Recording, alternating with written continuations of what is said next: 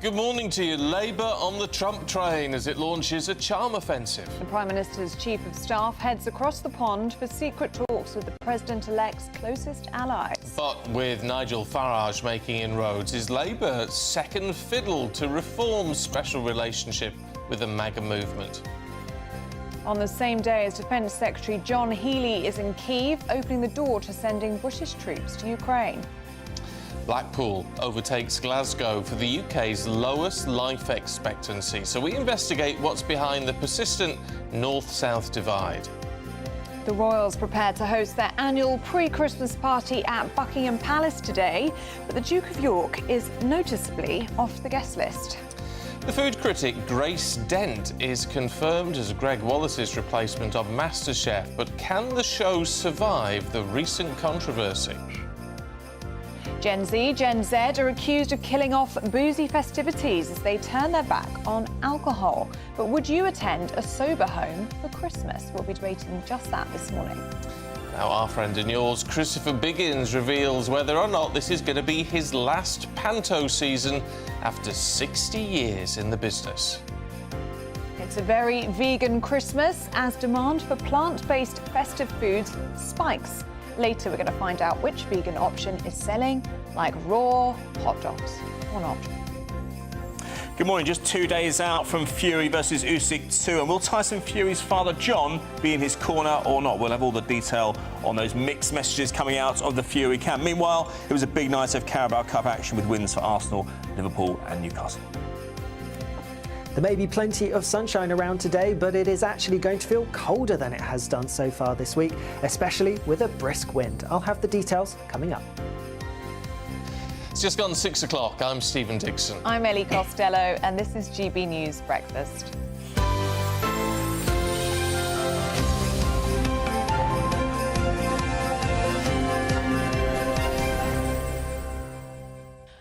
We had a dramatic day yesterday, didn't we? We did have a dramatic day yesterday, but it started really nicely, didn't it? You came to my house. I did. Made you a cup of tea. Yeah, Barry's. Barry's. My first Barry's. It was all right, actually. And it's good, isn't it? It's all right. Irish stuff. Yeah. It is Irish tea bags. And I was worried about making you a tea because Stephen always requests it, a manly tea. Manly tea. Like a nice strong tea, don't you? Yeah. So then I even panicked this morning. I said, do you think my tea was manly enough yesterday? It was very nice. He did easily. Had a nice tour of the house. I did. Yeah, you did. I yes. did, yes. I was cleaning like a mad woman before you arrived. Yeah, the floors were still wet. I should think so. After I'd mopped. I did nearly walk off, though. Why? Because I stood outside and I pressed the doorbell. Oh, it's not I working. rang the doorbell 3 times. It's not working. And nobody answered. I stood outside for about 10 minutes. I did establish after you left that the bell's not working. Sorry about that. And I forgot to show you that. I thought, she's not here. And then I thought, you should be here by now. So then I just walked out and I was like, oh, you're stood in the doorstep. Sorry about that. I rang you as well. Oh, yes, sorry. I was cleaning. Honestly. Anyway. Very bad hostess. Very nice. But then we went for our Christmas lunch. We did, with all of the team. Which is very nice. And it was lovely. And it was a big, long table. It felt like a really big family. Don't you think? There was like 20 of us. It was really nice. Yeah, it was nice. My piggy in blanket was slightly charred. That's the only thing I'd say. How was yours? Your veggie option? Your pig in blanket was a sight to behold. It was very black. To be fair. Yeah. It was very special. Very special. How was yours? You had the veggie vegan. The veggie option. It was nice. Yours Yeah, are good. Yours are like a sausage roll, but obviously it wasn't a sausage No, roll. it was a nut roast in pastry. Oh. But it was very nice. But isn't it nice to have a little get together out of work? Yes. So that was nice. Yes. It was lovely. Right, should we crack on? Should we? Yeah, to our top story now. As Keir Starmer's Chief of Staff, Morgan McSweeney, is reported to have flown to America for secret talks with some of Donald Trump's closest aides earlier this month. Yeah, Mr McSweeney went to Florida to meet with the political strategist who masterminded Trump's re-election campaign, Susie Wiles, along with the incoming US National Security Advisor, Mike Waltz. Well, it's after a rocky start to the special relationship, with Labour cabinet members criticised for their previous comments about the president-elect, including the Foreign Secretary David Lammy labelling Trump a tyrant. Well, with Nigel Farage, of course, touting himself as a conduit between Westminster and Washington, Labour are on the charm offensive, trying to make amends before the inauguration on January the 20th. Well, we're joined now by Deputy Editor of Spite, Fraser Myers. Good to see you this morning. Good morning. Fraser, what do you make of this? Obviously, Labour trying to smooth over any past criticisms of President Trump? Well, yeah, criticism, I think, is putting it mildly. The current UK Foreign Secretary famously called Donald Trump a racist, Nazi and KKK sympathiser, and even threatened to chain himself to the railings of Downing Street to protest against Trump's first visit to the UK. So there is a lot of backpedalling that needs to be done by the Labour government to make amends with Trump. And now, obviously, not just because we want to have a good relationship with the US, that's normal with any incoming US president, but with Donald Trump threatening blanket tariffs on most of the world, potentially that's something that could cause some serious damage to the UK. Already is causing huge consternation in other capitals. You don't hear Starmer and Reeves indicating that this is a big problem for us. But in Canada and north of the border, it's already causing a political crisis. Justin Trudeau's lost his finance minister over this. So clearly, perhaps this is a sign that they're taking this threat seriously, that they need to launch a bit of a charm offensive on Trump to say, please spare us the economic pain of tariffs. You just wonder, can they possibly do it without Farage? Well, Farage is, he really is the best link to the Trump campaign. I mean, they're constantly on the campaign trail together. They clearly have the same political sensibilities, but I don't think that Starmer would ever be able to admit or acknowledge or allow Farage to play any serious role in there. Well, it's interesting because Nigel Farage has been speaking, because he went to Mar-a-Lago earlier on this week, and he was saying that there's very deep disquiet about the deal with the Chagos Islands amongst Team Trump. So there could be real trouble on the horizon with that one. I think the Chagos Islands deal is bizarre. It's hated by just about everyone. It's hated by the Chagosians, many of them who live in the UK. It's hated now by the incoming Mauritian government, who say it's not a good deal. It's hated by the Americans, and they have an interest in this because there is a joint US-UK military base in Chagos. The only people in favour of it seem to be Keir Starmer and the Labour government, and their last answer, the last time the Mauritians kicked up a fuss, was to offer them more money. To offer them more money to take away British sovereignty. It's an absolutely bizarre situation that Labour has got itself into. The negotiations did begin under the Conservatives, but it seems as if Keir Starmer is basically prioritising the view of quite an obscure foreign court that has given an advisory ruling that it should go to Mauritius. But lots of people are saying, well, Mauritius has no better a claim on it than the UK. The Chagosian people, who Britain shamefully deported in order to build that military base, they don't want this island to go to Mauritius. Trump doesn't want it to go to Mauritius because Mauritius is close to China. It seems as if Trump will try and kibosh the deal if he comes in, if things aren't resolved before, if there isn't a treaty essentially drawn up before then. But, no one else is on side apart from Britain. Can we ask about Ukraine? John Healey, the Defence Secretary, has been in Kyiv. Well, I mean, and to be fair to him, won't be drawn on the idea, but didn't dismiss the idea that British troops could be sent into Ukraine to train Ukrainian soldiers. Now, currently they're being shipped out to the UK and trained. Yeah. It would be a significant step up, wouldn't it, for us to be putting boots on the ground, even just in training roles in Ukraine? I think so, and it's potentially putting British soldiers at risk as well. And, that's not just a problem for them personally, but also, should Russia attack British soldiers, then we will be dragged into, a pretty direct confrontation with Russia. And that's something that we want to avoid, even as we agree that Ukraine needs to be supported. I mean, it'll be interesting to see how this plays out. It's not clear that other European capitals agree with this. Other NATO members would have to agree with this. There have been similar other ideas floated that NATO troops could guard vital Ukrainian infrastructure to free up lines there, but those have been slapped down in other foreign capitals. John Healey isn't the first person to float this. Grant Shapps also floated this proposal as well, but it didn't get off the ground clearly. Let's see what happens, but, we are at a point where it sounds as if the war could be coming to an end, or at least there are noises, even on the Ukrainian side, about coming around the table to negotiate. Of course, Ukraine needs to be in a strong position to negotiate. It doesn't want to be negotiating on the back foot and to have to give away large amounts of territory. But I do wonder whether is this potentially more bark than bite, as it feels as if the war is winding down, as it feels as if we're getting to the negotiating table? Maybe. OK, Fraser Myers, good to see you this morning. Thank you very much. Thank you. Now, here at GB News, of course, we love to hear what you think, and we ask you in our poll of the day about a key topic. So today, because we're looking at the north-south divide, actually, and life expectancy is the lowest in the UK in Blackpool, actually. We're asking, should the north of the country get more funding to try and sort out these issues? I mean, you have to look at somewhere like Blackpool. It is desperate for some proper funding. It really needs a bit of help at the moment. So have your say about whether there should be more funding to try and balance all this out. We'll bring the results live throughout the day, and we'll have the final result in Martin's show later. Yes, and as always, for all the latest polls, news and how to vote, just go to gbnews.com/poll, or you can scan the QR code on your screen now. Now, the royal family is hosting their annual pre-Christmas lunch at Buckingham Palace today. Yes, over 50 relatives are expected to attend, but the rumour is that Prince Andrew is not going to be one of them. Well, that's days after revelations about the Duke of York's alleged friendship with a suspected Chinese spy. Well, we're joined now by former royal butler Jack Stooks. Good to see you this morning, Jack. What do you make of this, that Prince Andrew may not be on the invite list?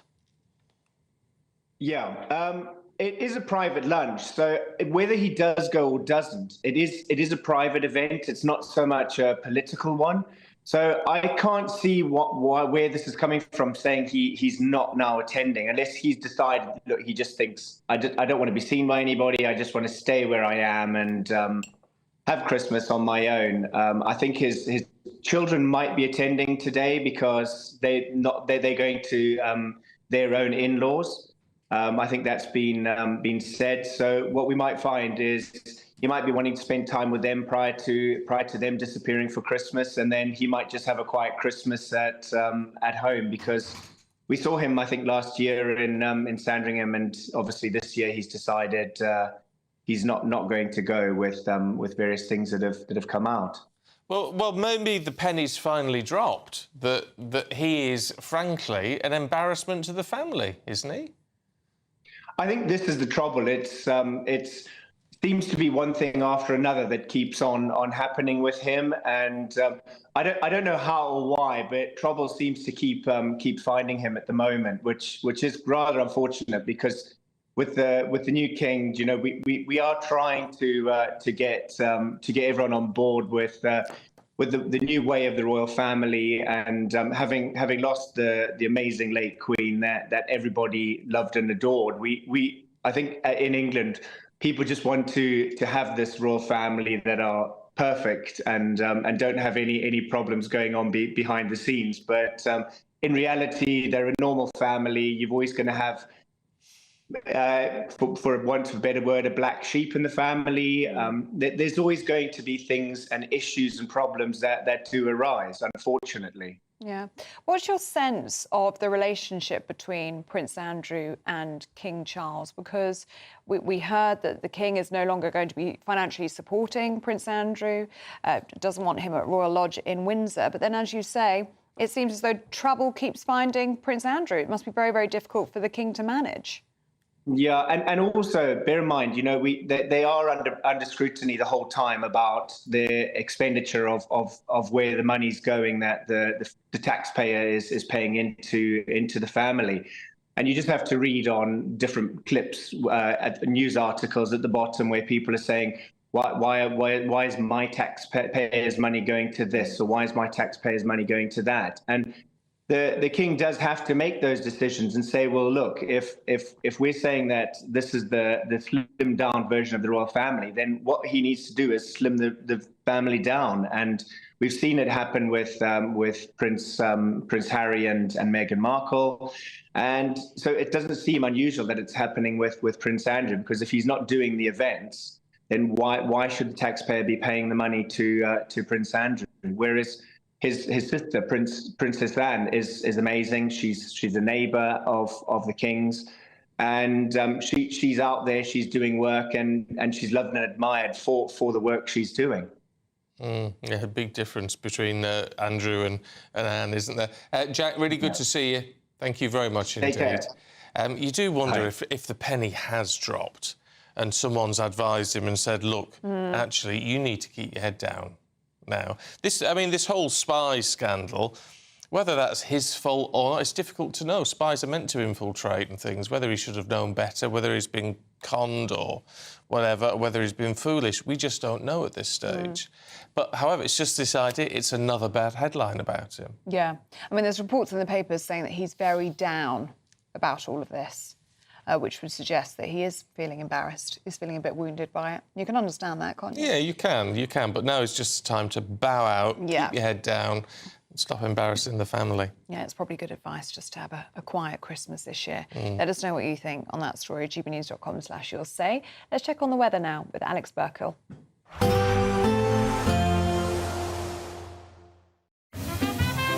Heavy showers first thing will be followed by a warm, cosy day. Boxed Boilers, sponsors of weather on GB News. Good morning. Here's your latest Met Office weather update for GB News.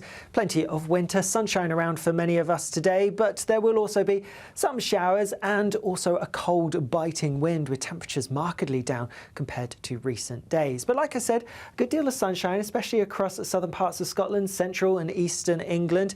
Further west, quite a few showers piling down and also showers across parts of northern Scotland. And here they could be falling as a mixture of rain, sleet and snow. Temperatures are on the low side, lower than they have been so far this week, and when you factor in that wind, it really is going to feel pretty raw despite the fact that there will be plenty of sunshine.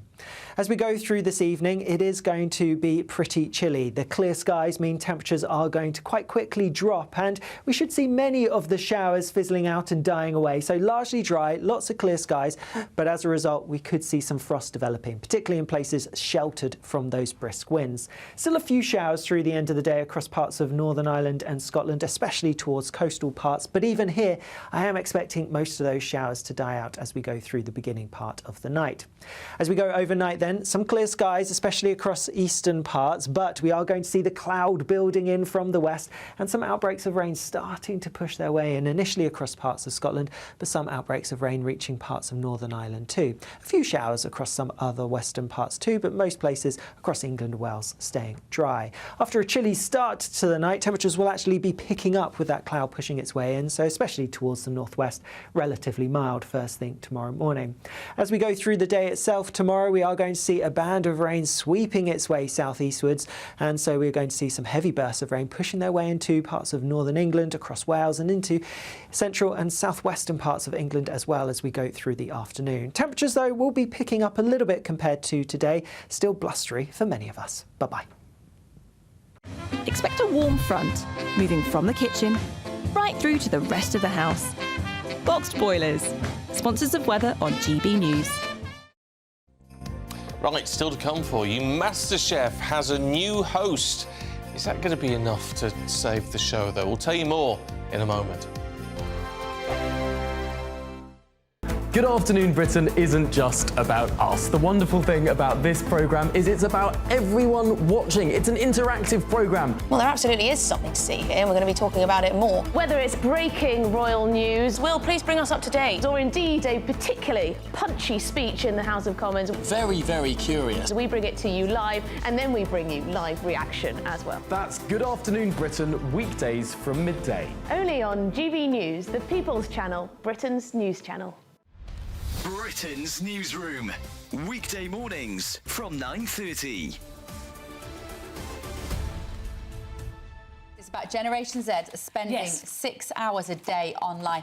Generation Z, which age group is that? 16 to 24. OK, great. Now, this could explain why there's 1 million young people aged between 16 and 24. 100%. Not working. Work. Yeah. And I did a TV show and we're talking about it, and the lefty person I was on with was making excuses for the fact that we've got 9 million people unemployed. And this woman, this mom rang in and she was hilarious. And I thought she was going to have a go at me. She said, Carol Malone. I thought, here we go, another one. And she goes, you are absolutely right. She said, I've just thrown my son out of the house, who's 24. She said, my husband and I, she said, we worked all our lives, 2 jobs, to get him to college, to get him to a private school. Yeah. She said, he hasn't worked a day. No. And his attitude was, why should I? And you think, and she said he spends all day online. On his phone. All he's because doing. We would have gone to get a job because we were bored. And the trouble is, Jonathan, the younger generation are never, ever bored because the algorithms keep them stimulated. Well, the dopamine hits keep coming. I think it's actually a problem for all of us. Yeah. You know, now for anyone, if you just have a moment to yourself, a lot of people of all ages, what do we reach for? We reach for our phones, particularly for those. Obviously, if we're with a friend, we'll talk to them. Your age group, you're not talking about... Well, I know that I've spoken to a lot of people who are in their 50s and 60s who also will just, you know, if they have a free month on the tube or whatever, they'll just look at their phone and read. And it's actually terrifying because on the iPhone every Monday it tells you how much time you spent on your phone the previous week. And it's, how much for you? On average per day? Fair few hours. I mean, a lot of that will be work. What's a ballpark? Oh, more than 5? Occasionally 5. Yeah. Well, better things to do. Spending 6 hours a day. Do you never read a book? Well, that'll be at night time. GB News, the People's Channel. Hi there, I'm Michelle Dewberry and I'm going to take a second to tell you all about my show, Dubes & Co. We start off with the issues of the day. We then bring in both sides of the arguments. We get rid of the disrespect. And then you throw me into the mix. And trust me, I'll tell it exactly how it is. And then, of course, the magic ingredient, you at home. We mix it all together and what have we got, in my opinion, the best debate show in town. Monday to Friday, 6 till 7 on GB News, Britain's news channel.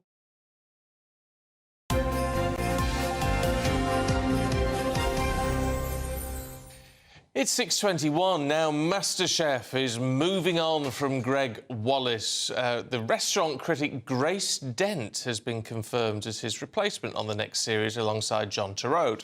Yes, the 51-year-old will step in following allegations of Greg Wallace's inappropriate behaviour. Let's talk to former editor-in-chief at New and Star magazines, Lebby Ayres. Morning to you, Lebby. What do we make of Grace Dent? I mean, I sort of know her as a comedian rather than a restaurant critic. Well, I mean, Grace is a journalist, really, by trade. You know, she's done her time. She started on women's mags, just like me, and then she worked at The Guardian. She was a TV critic. I mean, you're right. She's got a very spiky sense of humour, but she is a restaurant critic. She knows her stuff. She's absolutely, you know, the right person for the right job, I think. Do you think the show can survive all of this? I think so. I mean, I think the thing that was odd about the whole scandal with Greg Wallace really was why they kept hold of him for such a long time anyway. I mean, in my opinion, Greg can be a little bit grating on viewers, you know, and it was time for a change. The format has been going a long time. It's good to mix things up. I think that maybe the little caveat with Grace is that she is a little bit spikier, perhaps, than Greg. Greg was a warm character on screen. Obviously, we know now what happened off screen.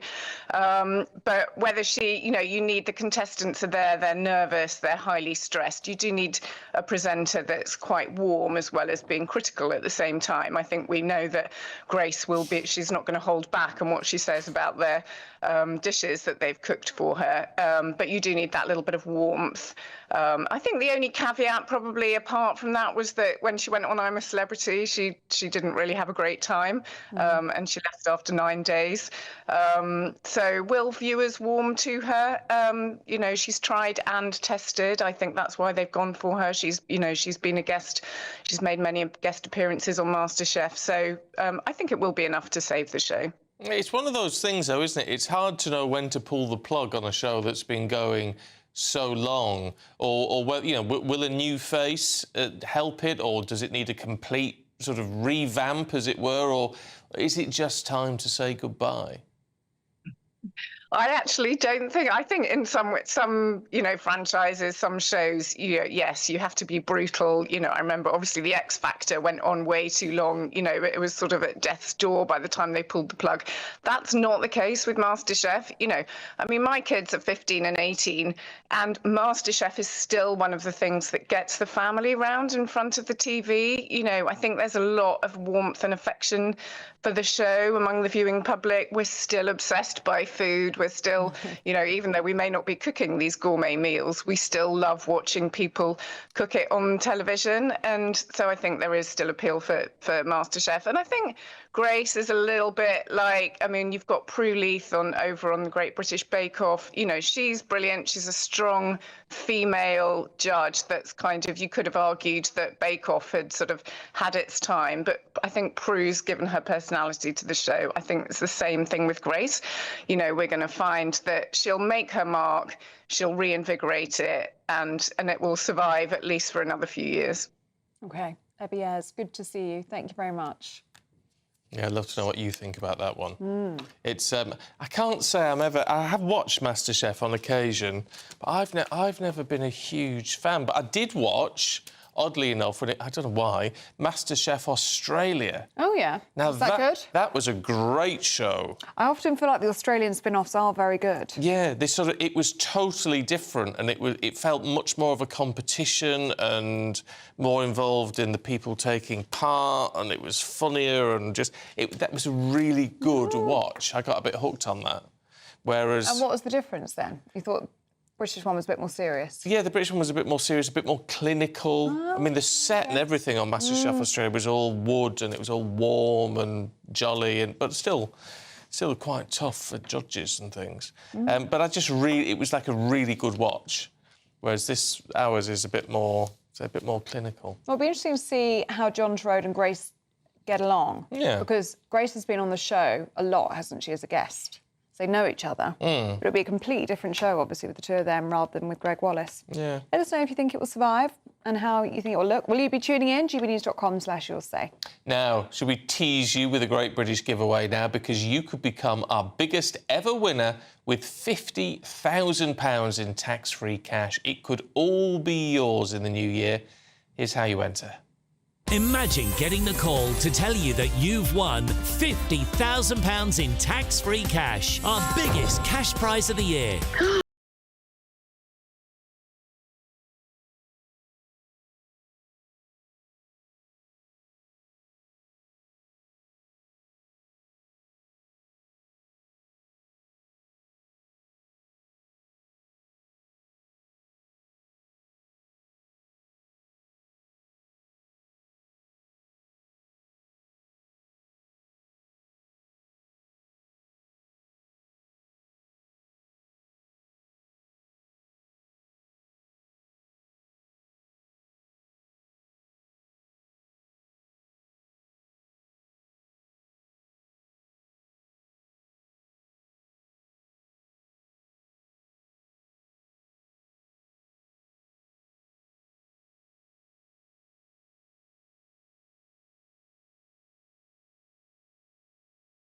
Good luck.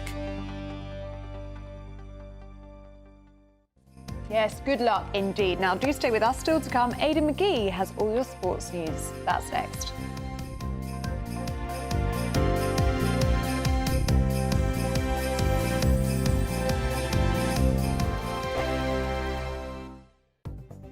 The latest GB News travel. Good morning, I'm Russell Holding. In East Yorkshire, Hull Road in Thorngambold is closed for an investigation. The Port of Holyhead remains closed for repairs, with sailings cancelled again today between Holyhead and Dublin. Trains have been stopped between Lichfield, Trent Valley and Birmingham New Street because of an incident in the West Midlands after an accident at the Grove Lane roundabout. Trains have been stopped between Stansted Airport and Liverpool Street Station in London, also between Chesington and Broxbourne because of a signalling problem. In Somerset, there's an accident on the A370 on the roundabout off junction 21 of the M5 at Weston-super-Mare. In Devon, the A399 is closed each way between Combe Martin Beaches and Ilfracombe because of a fallen tree. And in Hampshire, there's disruption to first bus Solent routes this morning with over 140 drivers on strike. That's the latest. You can stay up to date throughout the day by visiting our website, gbnews.com. Lee Anderson's Real World, Fridays from 7 p.m. I'm joined with Ryan Mark Parsons, who's a TV personality, a columnist, and he was on The Apprentice a few years back, weren't you? That's where most people would recognise your face from. One of the youngest contenders ever on The Apprentice. How did that work out? Well, you know what? I never in a million years thought I'd get on the show. I was 18 when I applied. There were about 6 months of auditions. It was intense. You met Lord Sugar's advisors, his lawyers, his business advisors. It was the most intense thing I've ever done. And I just thought, never in a million years am I going to get on the show as a teenager. And I got the call from the exec. And he was like, you're one of the 16 candidates. And it was just like, really? So I took a gap year. I've just finished my A-levels. I was working in Harrods before. And I just came up with this business idea, took it onto the show. And I got fired in the end. I lasted 8 weeks, which wasn't too bad. But what was the business idea? Educate. A concierge, similar to companies like Velocity Black, quintessentially, that work with some of the private banks. It was similar to that. I was inspired by my time in Harrods, working with some of these ultra high net worth clients. So I just wrote a 40-page business plan like we all have to do. But I didn't make it to the interview, so I didn't get to talk about it. But no, it was a great experience, a very tough experience, but unforgettable. So at a young age, how did that change your life at that age? Because you must have got recognised, starting to be recognised when you're going out and about town. Yeah, I mean, it happened quite quickly because the adverts start rolling out on BBC One and then the shows go on air. It's once a week on a Wednesday. You're getting about 7 million people tuning in every week. Yep. And yeah, it was surreal. It was surreal. And then suddenly you get invitations to things. You're going to premieres and it was a lot. It was a lot at a young age. And I obviously had no training for any of that. But I just embraced it and I've had fun with it. GB News, the People's Channel.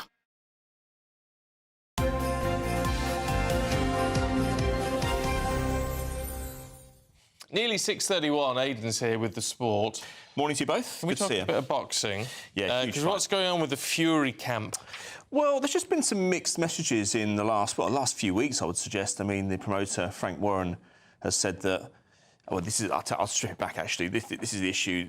Tyson Fury's father, John, has been a staple throughout his son Tyson's career. He's always been in his corner, he's coached him, he's been a mentor, as any father would do in anybody's life, really, especially one who's... It's a dream team that's yielded so much success. But I suggest... I suspect we've reached a point in time where he's become more of a hindrance than a help. And in the last fight against Usyk back in the summertime, 6 months or so ago, John Fury was in the corner with Tyson Fury's coach, Sugar Hill Stewart, and Andy Lee, one of his other coaches, and his cuts man as well. And there were mixed messages coming out of that corner. And although it sounds quite trivial about, it brings up all sorts of images of playing in school teams, isn't it, when your parents are cheering you on while you're going through your races or going through your football matches or whatever. It's actually quite a serious thing because a lot of people think he lost the fight over this because of the mixed messages he was getting from his corner. So Frank Warren said about a month ago, he said he fully expects John Fury to be in his corner. Tyson Fury was asked about it this week. Is your dad going to be in your corner? Oh, I don't know, he said. I'm not really involved in that kind of thing, which is a strange thing to say, given that it's his father. And the coaches yesterday saying, we're not sure if he's going to be in there or not. Now, I don't know about you two, whether you've had experiences of your family or your parents being in your corner while you're on sports days or anything like that. But I remember, just on a much different example, different scale, I remember being at school teams and listening to, you listen to the coach giving you direction. He works with the team all the time, but one of the parents gets a bit over emotional. And you get a conflicting sort of message. It can confuse people. I mean, this is elite sports, so it probably shouldn't happen. But there was also an incident before the fight in May, I think it was, when John Fury headbutted a member of Usyk's backroom team. So he's been making a bit of a nuisance of himself, but I still wouldn't rule out him being there. He's a bit of a character. Sit at the back and keep his mouth shut. Exactly. Look, some of the numbers are eye-watering on this. I mean, the purse is worth £116 million. I think Fury's going to be getting about 70 of that, even though he's not the title holder. 564 viewers worldwide, Ellie. 20 million... 564 viewers? Million, sorry. Did I miss off the million? Missed off the million. I was going to say, that's not very good. How many illegal streams do they reckon they're going to be? Oh, well, lots, I'd say. No, more. 20 million, they reckon. And DAZN has said they're going to try and clamp down on that. We've got the press conference today. And we've got the weigh-in tomorrow evening at 5 o'clock. So all being well, we should have a great lineup on Saturday. OK. That's something to look forward to. Should we look at the Premier League? Yeah, Premier League clubs in action last night in the Carabao Cup. Wins for Liverpool away to Southampton, Newcastle at home to Brentford, and Arsenal at home to Crystal Palace, having been losing 1-0 at half-time. A hat-trick for Gabriel Jesus. Darwin Núñez shaking off some criticism to score for Liverpool. Important competition for some of these clubs, Ellie, because Newcastle haven't won a trophy since, well, we're talking decades here. I think it was the Fairs Cup. I forget which year it was. But Tottenham Hotspur against Man United tonight. This is you'll like this. Ange Postecoglou has said that being a Premier League manager is harder than being the Prime Minister. Oh. I think Keir Starmer might have something to say about that right now. We got a bit more in the intro. He said we have a general election every time we go out on the pitch. Oh, come on. He said that we're judged, and it's probably true of the Tottenham manager because they're so inconsistent. You never know where they're going to turn up. You never know what they're going to do. It's not the same as policy and implementation and... No, I think it's a slightly different ballgame. Plus, you get paid about 20, 30 times what the Prime Minister gets. So. And the rest. And the rest. And the rest, yeah. But anyway, good load of action last night. Man United can get through tonight if they beat Tottenham. Can we just have a look, just because I can't resist the name? Christian Kist. Yeah, he got a 9... What were his parents thinking? It's K-I-S-T.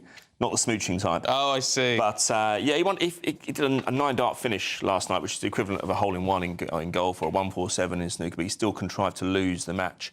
But he still won £60,000 as a result of doing that. And a sponsor had matched the prize fund, and it meant an audience member got £60,000 as well. Yeah, exactly. It was great. It hasn't really warmed up as yet, although you've probably seen the pictures out there. It's absolutely raucous. Ticket sales up 83% year on year because of Luke Littler, and he's not even in action until the weekend. We've seen Luke Humphries in action already. Barry Hearn gave some a great interview with one of the broadsheets at the weekend, just saying that who knows where darts is going to end up. He's getting too big for the Ali Pali. He thinks Sky are going to become complacent, as they did with the boxing, and he thinks they'll have to go elsewhere to get a bigger deal. He said it's possible.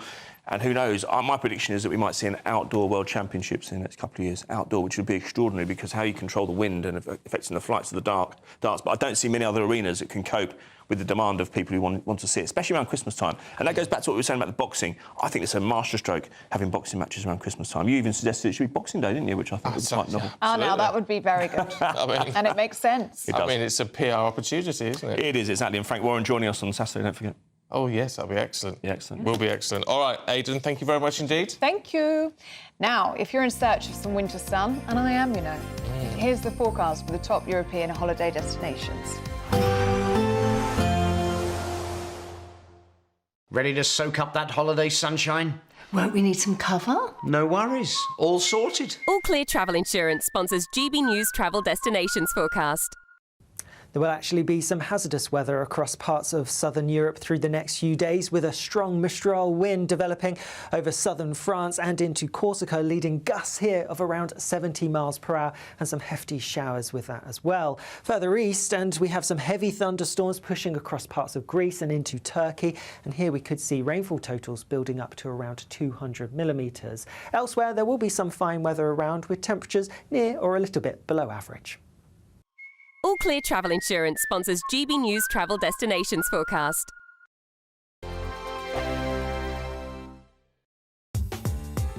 I'm Christopher Hope. From pop star to politicians, I'll interview anybody in a pub who's got a political opinion. Join me every Friday on Spotify, Apple Podcasts, YouTube or gbnews.com, or wherever you get your podcasts. This is GB News, the People's Channel. Nana Queer, weekends from 3 p.m. Today I am joined by documentary maker Daniel Wing, who is still trying to find out who murdered his mother 30 years on. He's also created a documentary called Who Murdered You, Mum? Daniel, can you just tell us the story of what happened to your mother, what you know? So when I was 1 year old in 1992, my mum Tina was murdered. My dad went on trial for it and was acquitted. And the case went unsolved and has been unsolved for 32 years. My nan, who raised me, amazing woman, passed away sadly 2 years ago, and that kind of sent me on a quest for answers. So your documentary then, what are you hoping to achieve with it? I am fighting for justice for my mum. I have had a meeting with the police and they are looking to see what they have and are looking to reopen investigation if they can find new and compelling evidence. What's interesting now is speaking to other families who are actually going through the trauma and experience of murder. Yeah. My mum didn't get the opportunity to be a mum. What would my life have been? I'm now 33 years old with no parents. And it's that kind of thing. It's a very, I guess, lonely journey in what I'm experiencing. That's why I wanted to make this film, because I hadn't had the opportunity to be able to grieve my mother and know who she was. And that was really what this journey was about. It was about finding out who she was and being able to grieve. Everyone had the opportunity, although terrible circumstances, to be able to go to the funeral and have that moment, and I never had that opportunity. The People's Channel. This is Britain's Newsroom, where your voice matters. It's just astonishing. With expert analysis and honest opinion, we don't just keep you informed. We bring you unique perspectives you won't see anywhere else. Can't argue with any of that. When the news happens, it happens here. On Britain's Newsroom, weekdays from 9:30 a.m. Only on GB News. In the GB Newsroom, we bring you the news as it happens. With our team of dedicated journalists across the UK, we're ready to keep you up to date with what's happening every half an hour, every single day. Bulletins here on GB News, the People's Channel, Britain's news channel.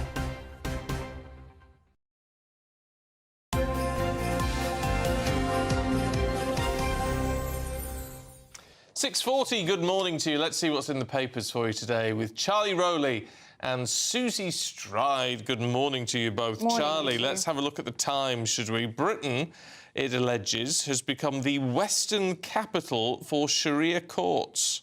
Yes, that's right. And the number of courts that have opened is now up to about 85. And this is a court process whereby those of Islamic faith who are getting married can get divorced. A couple can get divorced by a man just preaching divorce 3 times within a court that is usually led by, always usually led by other men.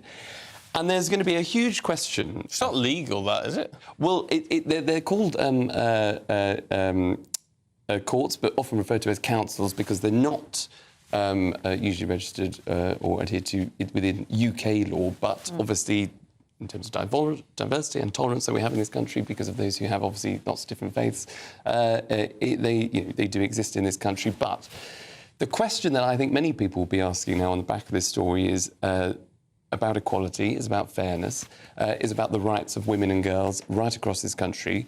You know, this goes into, I think, and will be, I would have thought, play into Kemi Badenoch's sort of rhetoric as leader of the opposition about when she said during her leadership election campaign, different cultures having different weights attached to them, and some are more valued essentially than others because of the basis of equality.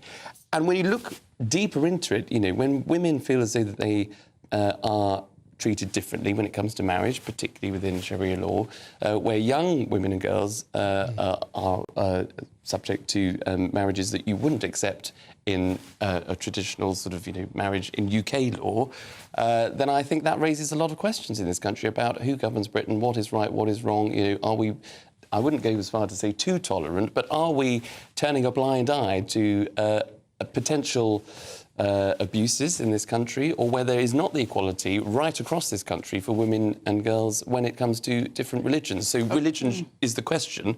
Should religion trump equality and the values that most British people and British society hold dear? Yeah, but the clear answer to that is no, and this is really important. You can't have a parallel legal system operating, and I think one of the things that makes this country great, is that, we are good around equality, we are good around human rights, and we are good around a whole lot of things. And you just can't have things like this, undermining it. I think it's very concerning for women, particularly because, actually a lot of the negative effects of this hit women. And so I think it's very, very concerning, and I think it's important that the Times has highlighted it, and hopefully they're going to do something about it. I mean, it's just one of those. I mean, I've got to be honest. I know we all have views on Sharia law. I actually don't know enough about it. I don't know enough about Sharia law, but whether it's good, bad or indifferent, as you say, the point is we have a law and a legal system in this country. Yeah. Therefore, that should apply to everyone who's living in this country. Yeah. Yeah. Regardless of religion, background or anything else. Yeah. 100%. But Susie, you're right to highlight the impact on women, because looking at this investigation, also discovered that that dating multiple people is so normalised that an app for Muslims in England, this is actually about creating wills. It has a drop-down menu for men to say how many wives they have, between 1 and 4, and then the app, which is approved by a Sharia court, allows half. When you're talking about inheritance, daughters only get half as much inheritance as their sons. Yeah, I mean, you just cannot have this, you know, in this day and age. You know, the fact is there are a whole lot of, you know, hard fought for rights, you know, that have been fought for over many years in this country for women, you know, and things like this, you know, just send everything going backwards. There's another bit that talks about something like pleasure marriages, where a man can marry a woman, you know, do what he wants to do, and then the marriage is off. I mean, you cannot have that. You know, what message does that send any teenage girl? What message does that send, you know? And so I think, you know, you'd be silly to not read this and feel very concerned by it. OK, what about being concerned, Susie, about what we see in the Daily Mail? Which, I mean, we knew this was happening, but the Waspi women campaigning for a long time, very concerned about what happened with their pensions. Labour, in the run-up to the election and for quite a long time, has said they support the Waspi women until they've got into office, and now they say, well, actually, they don't support them because they can't afford the payout. Or rather, we do support you, but we're not paying you out anyway. Yeah, I mean, look, I think this is... Look, it's a difficult story, and, you know, what you're seeing here is that possibly Labour MPs, you know, there may be a bit of a small mutiny over it. I mean, look, ultimately... It was actually, I think it was predominantly 2017 and 2019, in those two elections, you had members of the shadow cabinet, you know, standing and holding these plaques, which, you know, because it's a very good cause, it's an important cause, you have to have compassion for it. But my understanding is that actually leading up to the 2024 election, people weren't standing and holding plaques because, you know, they now see that as a country we've got a difficult economic climate, and you know, I think it is right to say, can you justify spending, you know, what is it? Yeah, you know, because what does that mean? Are we going to pull some money from schools, from the NHS? We're going to pull some money from here, from there, you know? So I actually think, look, these are the difficult decisions that you make when you are in government, and I think this probably is the right decision, you know. But, you know, I absolutely have compassion for these women. But, you know, I think, you know, for people to take Keir Starmer and a Labour government seriously, they do expect them to make sensible decisions. Charlie? Yeah, I think that's absolutely right. And, you know, there was a lot of chatter on social media last night just making that exact point. You know, can you justify, you know, the £10 billion or whatever the bill would be in terms of compensation, taking it away from, you know, young working people today where there is still a cost of living crisis, and giving that to people who are retired, where an ombudsman has effectively ruled that, you know, there was plenty of time for people, albeit a significant change from retirement age for women between 60 to 65, but, you know, plenty of time to plan accordingly. But the crux of the issue and the problem for the Labour Party, if I can, is that it is just the hypocrisy. It is exactly that. It is year after year, and Susie was right to say, you know, it seemed to be top brass Labour cabinet minister, from Angela Rayner to Rachel Reeves to Yvette Cooper, had photo opportunity after photo opportunity, standing shoulder to shoulder with the Waspi women, saying, we will deliver justice, we will be on your side. You know, providing false hope, effectively, to all of those women who think that they are going to receive some sort of financial compensation, only for then a Labour government to be elected on the back of all of that campaigning, for the Labour Chancellor, who was photographed multiple times, to say, oh, actually, no, we can't do it, I'm afraid. It just... You know, it is... that is a problem, Susie, isn't it? I mean, look, you know, to take a step back, you have to have sympathy with the government to say, you know, they've got to make some very tough choices, but they shouldn't have they been irresponsible in opposition by just backing every cause to try and win votes? I mean, look, my understanding is, look, when you go to Labour Party conference, you know, you have all these, like, little desks downstairs, and all the ministers, shadow ministers, go round and they do their bit to go round and support them and shake hands and whatnot, and that's really, really right, and I've done that myself, you know. And, you know, the point there is you're meeting with people and you're hearing about their causes, you're holding their plaque. But obviously when you're in the shadow cabinet, you're not necessarily making a financial commitment. And I think what is important to say here is we are talking 2 general elections ago and then 1 general election ago. This is not something that was leading up to 2024. Obviously, we also know the Conservatives weren't going to support this, you know, so it's not like there's this big kind of, there's a difference here in policy, you know. But, you know, I think ultimately, I wouldn't call this hypocrisy because I think, you know, we've been dealt a difficult hand when it comes to the economy and therefore you make difficult decisions. I would be far more concerned if we were going to start pulling money away from schools and the NHS and other areas to fund this, you know.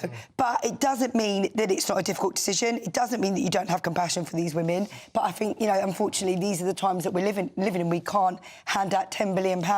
But I think, Ben, just on that point, I think that's why, you know, the comms has got to be right because, you know, this Labour government, you know, it is so easy to attack them at the minute. You take, you know, the winter fuel allowance from pensioners. You're now sort of, you know, doing reverse ferret on, contributions for the Waspi women that have had their change in pensionable age.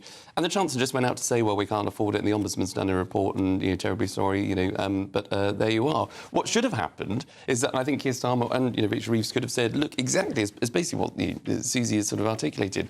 We've campaigned for these women. We've stood shoulder to shoulder with these women for years and years and years over previous general election campaigns. We've asked the Ombudsman, or the Ombudsman has done a report. This is what it's concluded. I wish I could give, you know, financial contributions because we've stood with these women. But we can't do that at this time because of the black hole, because of the finances. That's the tone that the government needs to be taking. But it's just completely lost its touch. And I think, you know, there is a wake-up call, obviously, for Kemi Badenoch to, you know, make sure that she doesn't make false promises as the leader of the opposition. But it is, I think, it's a burden on every, you know, major party political leader, the Lib Dems, Labour and the Tories, to make sure that if they're going to do something, or if they say they're going to do something, that they actually can commit to doing it, or they do it. Otherwise, you're leaving the door wide open to alternative parties. And that's why there is the surge and momentum behind reform, because people are just so fed up of mainstream party politicians not doing what they say they're going to do. Yeah. And I think social media plays a role in this, doesn't it? Because all those pictures that you're saying at conferences and things, well, they're always there. Yeah, exactly. They're always there. So they're some of their websites. They come back to haunt you. Yeah, they're a bit tricky. Charlie, let's have a look at the Times, shall we? And UK soldiers poised to train troops in Ukraine.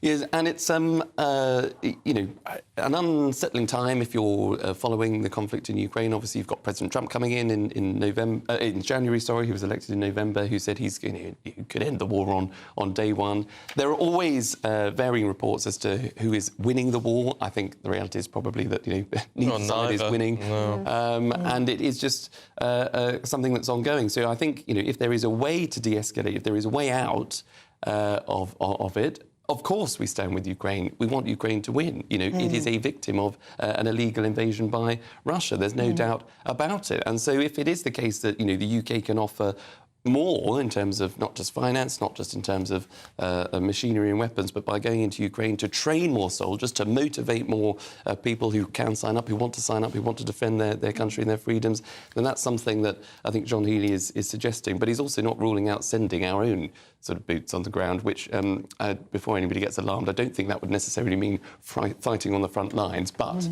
whether it's sort of, you know, holding positions, just, you know, observation positions and things like that, you know, it would be part of the conflict, but whether that escalates things, whether it actually deals with the problem, I find it hugely disturbing. Oh, OK. Because you've got the issue of being dragged into conflict, and also, of course, our boys and girls putting their lives on the line for something which may be heading towards some sort of de-escalation anyway. If we have knowingly have boots on the ground, either in training roles or anything else, they're a target.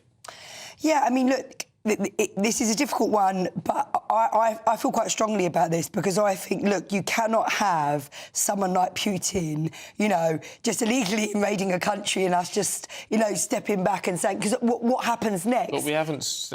Well, we haven't exactly, and up until now we've done absolutely the right thing. But that's why I think it is important that this decision is made. We're not saying we're sending, you know, troops in to go to the front line. We're saying we're sending troops in to actually help with, you know, training up Ukrainian soldiers. I mean, interestingly, Healey says himself this is one of the most difficult decisions he's made. This is the only thing he's lost sleep over. And I think that's right, because I think these aren't decisions you just make on a whim. This is, you know, a serious decision to make.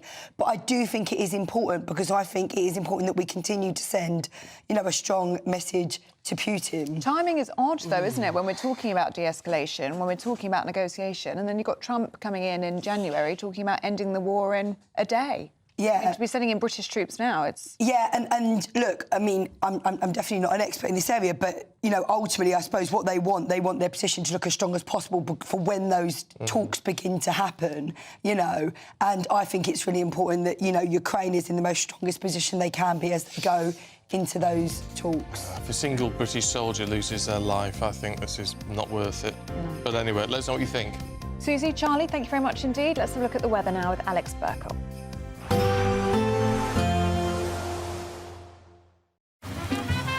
Despite the morning rain, it'll be a nice, warm, cosy day ahead. Boxed heat pumps, sponsors of weather on GB News. Good morning. Here's your latest Met Office weather update for GB News. Plenty of winter sunshine around for many of us today, but there will also be some showers and also a cold, biting wind with temperatures markedly down compared to recent days. But like I said, a good deal of sunshine, especially across the southern parts of Scotland, central and eastern England. Further west, quite a few showers piling down, and also showers across parts of northern Scotland. And here they could be falling as a mixture of rain, sleet and snow. Temperatures are on the low side, lower than they have been so far this week, and when you factor in that wind, it really is going to feel pretty raw, despite the fact that there will be plenty of sunshine.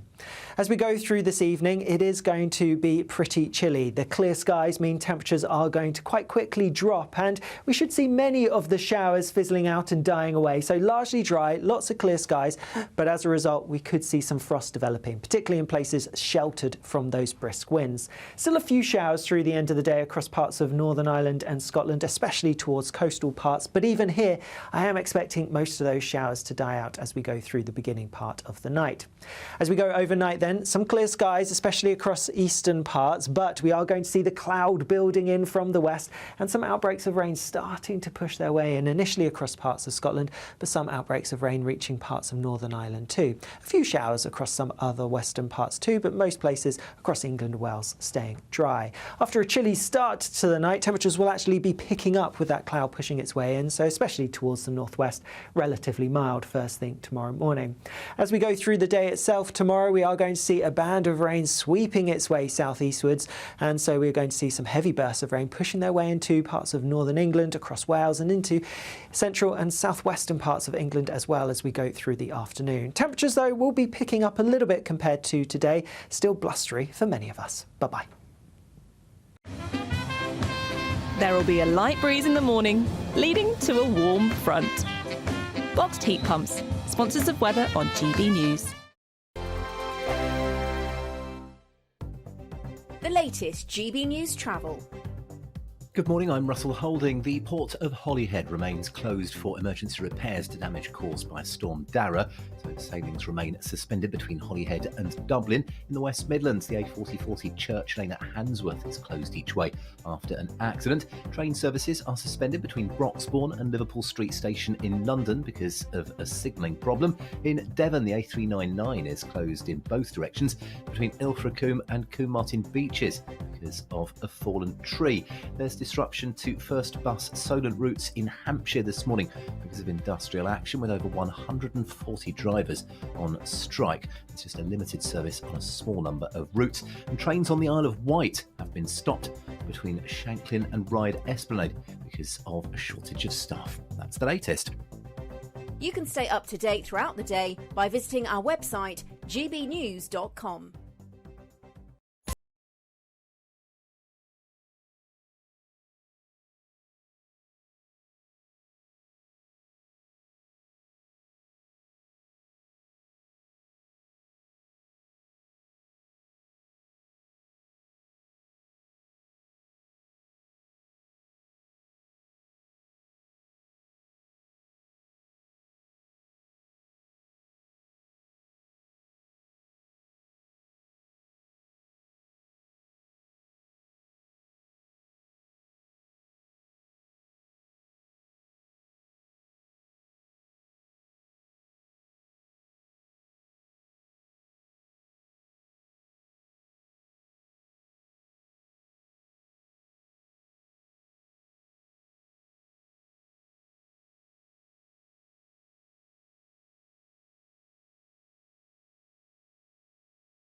Good luck. Join me, Nana Akwe, for an informative, interactive news programme with a difference. It's fun. No, he didn't say that, though. I'm so surprised. I think there's an element of truth to that. Join me from 3 p.m. every weekend, only on GB News, Britain's news channel. If you want your news to be straight talking... This is a nightmare for the Conservatives again. Down to earth. It's not just Nottingham where this is happening, is it? And most importantly, honest. Hard-working, middle-class taxpayers, they'll get the book thrown at them. Then catch me, Martin Daubney, Monday to Friday, 3 till 6 p.m. on GB News, Britain's news channel. Every Saturday, 10 till 12, we'll bring you all of the news that you need to know. We'll also remind you that there is so much to smile about. It's my favourite time of the week. I get to relax, enjoy some light-hearted stories, and let Ellie teach me about fashion too. That's Saturday Morning Live, every Saturday, 10 till 12. Only on GB News, Britain's news channel.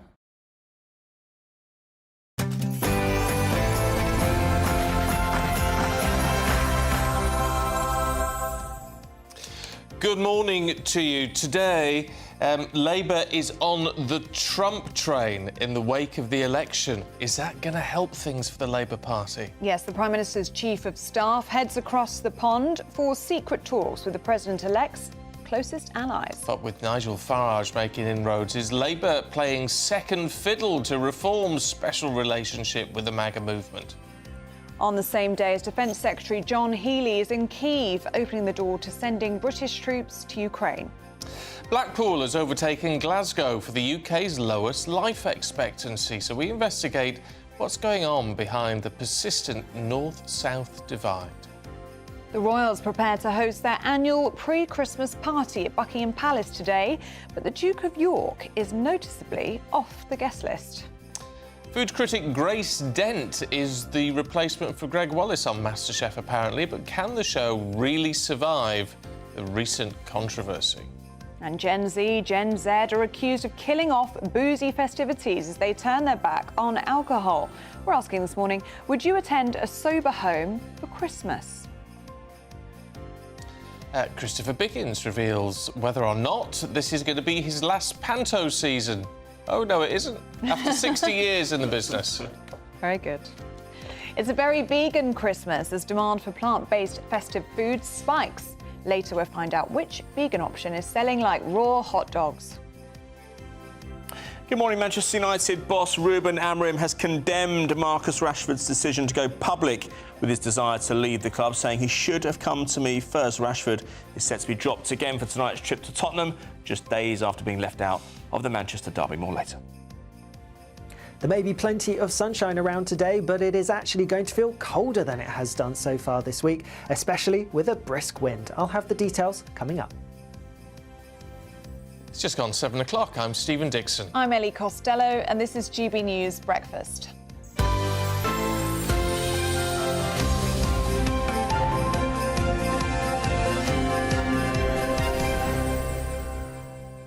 Right, I've got a question for you this morning. Yes. This raised my eyebrows yesterday. This is James Watt. He's one of the original founders of Brewdog, one of the founders there. He has asked his followers whether he should delay his upcoming marriage to the reality TV star Georgia Toffolo for tax reasons, because he's one of the investors in her dog food company. She runs a dog food company? She does. He's one of the investors. Now, if he marries her within 3 years of the investment, he loses his tax relief. So he seriously asked his followers yesterday on Instagram to vote on whether they should delay their marriage for 3 years or whether they should just take the tax relief hit and get married anyway. Have they been living together? Yes. Oh. I would be mortified if I was Georgia Toffolo, wouldn't you? Depends how much money's involved. Exactly. Aidan, I knew you'd be like this. The economics of a relationship... Aidan will be on James Watt's side. Absolutely. The economics of a relationship are hugely important because long-term, if he does benefit from that tax relief, it will probably benefit the wider family. And, you know, the cost of living is already through the roof, Ellie. You know, you've got to consider I don't think he's struggling from the cost of living. Probably. You know, you might be right, but, you know, why would you give away more money than you have to? Aidan, it's such an unromantic view. Life is short. No, not really. I'm a massive romantic. But... But no, listen, the economics of a relationship crucially important. You know, if I remember back when I was a kid, I finished a relationship because she lived a bit too far away and it was quite costly on the train. The train fares went up. So, so I decided to pull away. Train fares have gone up, Daisy. It's off. Yeah. What do you think? On the practical side, I can see the practicalities of it. On the romance side, no. Admittedly, if I was her, I'd be absolutely mortified. Yeah, I'd it's be a marketing embarrassed. thing. He's just done it for attention, hasn't he? Now, has he just done it for publicity? That's the other thing. And if he has, I think that's genius. And very good for her dog food business as well, because we're all talking about it. Yes. And it's got all of his followers talking What's as she well. called? Georgina Tuffalo. Georgia Toffolo, Toffalo. Toffolo. Yeah. She's a big fan of GB News. She might be watching Is this she? morning. If she is, Get in get in touch. Let us know how you feel, Georgia. Is it all a big publicity stunt by James Watt? If it is, well, hats off to him. We've got us talking. But yeah. I'm not sure how to feel. I don't think it's very romantic. No, it's not romantic. Romance should trump. Love should trump all. Love should trump all. Yes, very good place to There you go. let us know what you think. gbnews.com/you'll say. Should we get to our top story? I think we better have. Yes, because Sir Keir Starmer's Chief of Staff, Morgan McSweeney, is reported to have flown to America for secret talks with some of Donald Trump's closest aides earlier this month. Well, he travelled to Florida to meet the political strategist who masterminded Trump's re-election campaign, Susie Wiles, along with the incoming US National Security Advisor, Mike Waltz. Well, it's after a rocky start to the special relationship, with Labour cabinet members criticised for their previous comments about the president-elect, including Foreign Secretary David Lammy, labelling Trump a tyrant.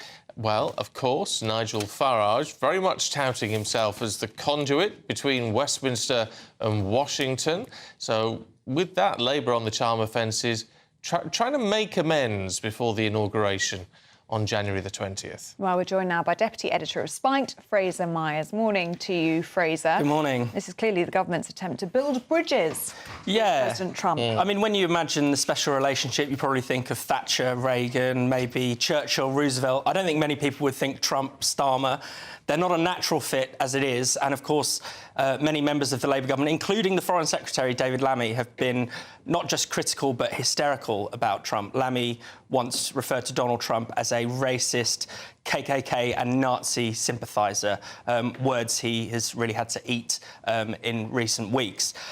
So this is really a bit of a damage limitation exercise. The special relationship matters for all kinds of reasons. You know, it always matters for defence, for economics, but in particular right now, when Trump is threatening to slap essentially blanket tariffs on goods coming into the US from all countries, including friendly countries, actually. So, you know, he's been slapping very large tariffs or planning to slap large tariffs on Mexico and Canada.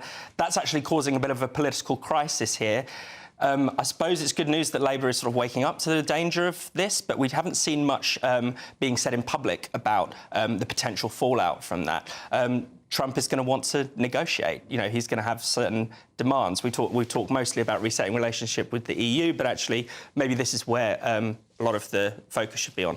Yeah, all right, but we've not got to forget in all of this, have we, that Trump is a businessman, and you know, if he was involved in our last discussion, you know, business trumps everything. That's right. And so he knows it's good to do business with the UK, even if he doesn't like the government that's in at the moment. That's not going to stop him. He's going to want to talk. That's absolutely right. And also, you know, sometimes the bark is bigger than the bite when it comes to Donald Trump. I mean, people probably don't even remember that actually Trump did slap tariffs on the UK, but also the EU when he was last president. It ended up putting tariffs on things like on Scottish whiskey. It didn't do huge damage to the UK economy at the time. Perhaps he's, you know, it seems as if he is looking to do a larger package of measures. But again, it's, you know, there will be things that he will want in return, particularly higher defence spending. Is that necessarily against our own national interest? Not really. So there are, and there could even be a trade deal on the table in the way that there wasn't with President Biden. So it's not all bad news, but certainly it's good to see that Labour are alert to some of the issues that could be coming up. I mean, if the government manages to smooth things over with Team Trump, I mean, they will be playing second fiddle still to reform, won't they? And Nigel Farage, who President Trump describes as a good friend. Yeah, there is clearly a very close relationship between Farage and Trump. Of course, the government wouldn't dream of allowing Farage to have the kind of credibility to be seen to be helping British foreign policy. They want to discredit Farage. I mean, Farage is a threat to the Labour Party at the moment. No, absolutely. But what happened to Country Before Party, which we were told ahead of the election? Well, this is Farage's own line, actually. I mean, he has actually helped.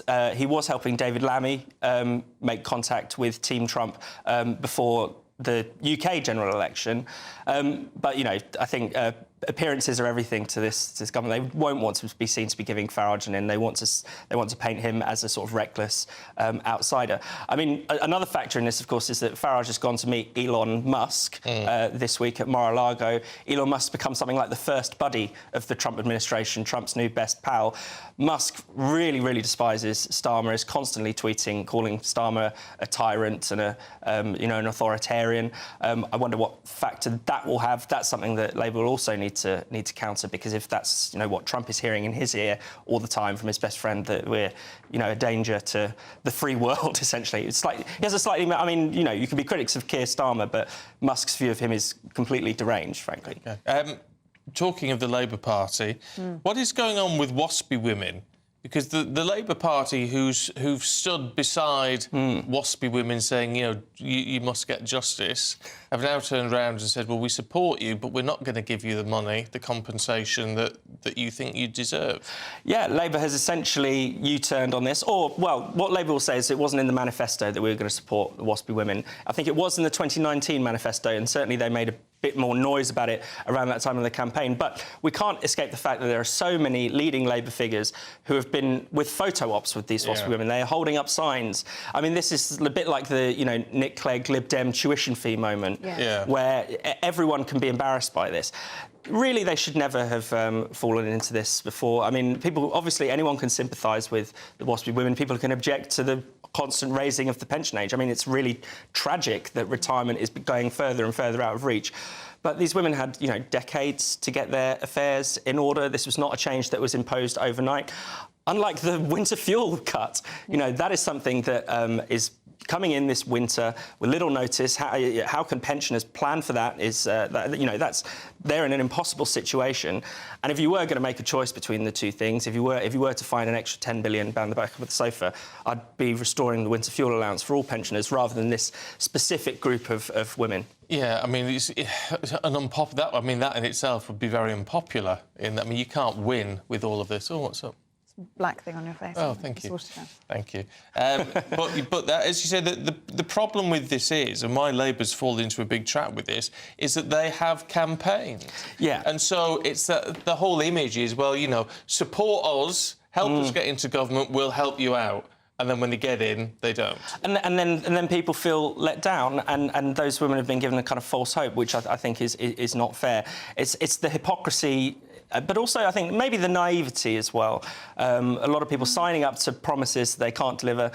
And it's strange because Keir Starmer's whole watchword during the election was promise little, perhaps deliver, even less. But he made such a point of saying we're not going to overpromise, and yet here we have something that was obviously never going to be financially viable being promised by so many leading Labour figures.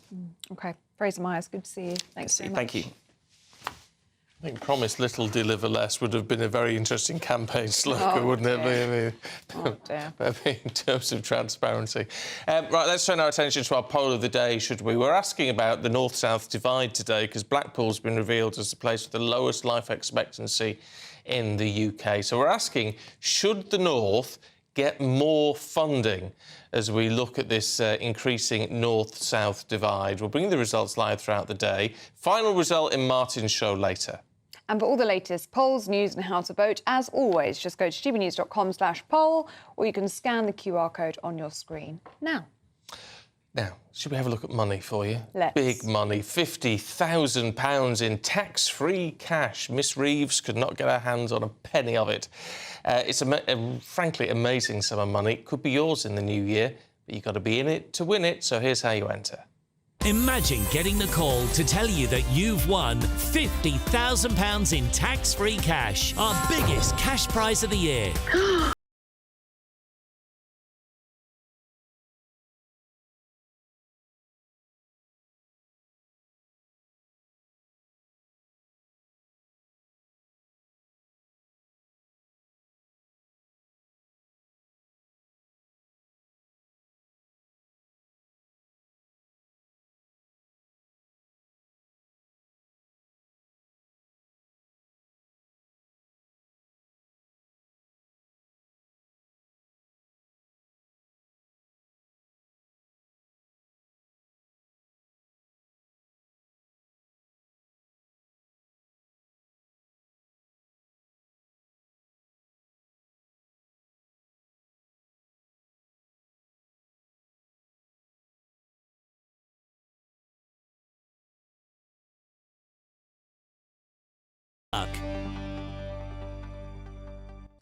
Yes, good luck.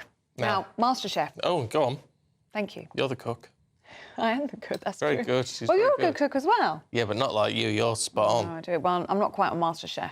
But MasterChef is moving on from Greg Wallace. The restaurant critic Grace Dent has been confirmed as his replacement on the next series alongside John Turode. Well, the 51-year-old will step in following allegations of inappropriate behaviour from Greg Wallace, of course. Well, earlier we spoke to former editor-in-chief at New and Star magazines, Lebby Ayres.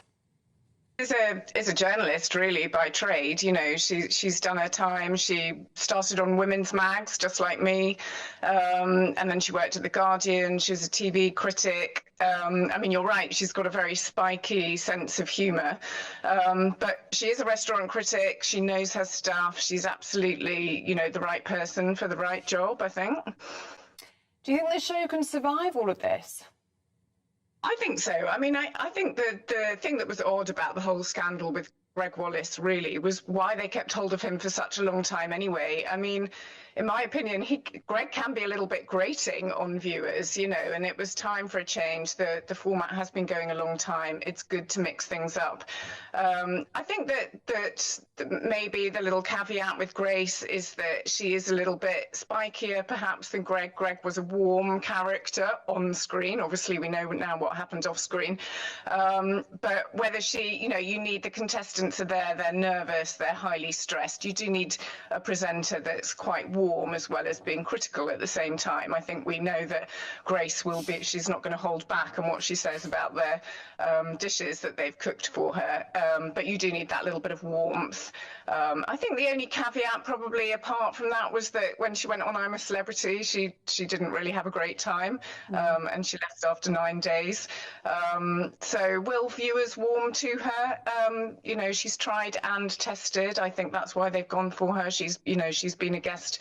She's made many guest appearances on MasterChef. So I think it will be enough to save the show. It's one of those things, though, isn't it? It's hard to know when to pull the plug on a show that's been going so long, or you know, will a new face help it, or does it need a complete sort of revamp, as it were, or is it just time to say goodbye? I actually don't think. I think in some you know, franchises, some shows, you know, yes, you have to be brutal. You know, I remember obviously the X Factor went on way too long. You know, it was sort of at death's door by the time they pulled the plug. That's not the case with MasterChef. You know, I mean, my kids are 15 and 18, and MasterChef is still one of the things that gets the family round in front of the TV. You know, I think there's a lot of warmth and affection for the show among the viewing public. We're still obsessed by food. We're still, you know, even though we may not be cooking these gourmet meals, we still love watching people cook it on television. And so I think there is still appeal for MasterChef. And I think Grace is a little bit like, I mean, you've got Prue Leith over on the Great British Bake Off. You know, she's brilliant. She's a strong female judge that's kind of, you could have argued that Bake Off had sort of had its time. But I think Prue's given her personality to the show. I think it's the same thing with Grace. You know, we're going to find that she'll make her mark, she'll reinvigorate it, and it will survive at least for another few years. That was Lebby Ayres talking to us a little bit earlier on. Yes, right. Shall we see what the weather's going to do for you? Here's Alex.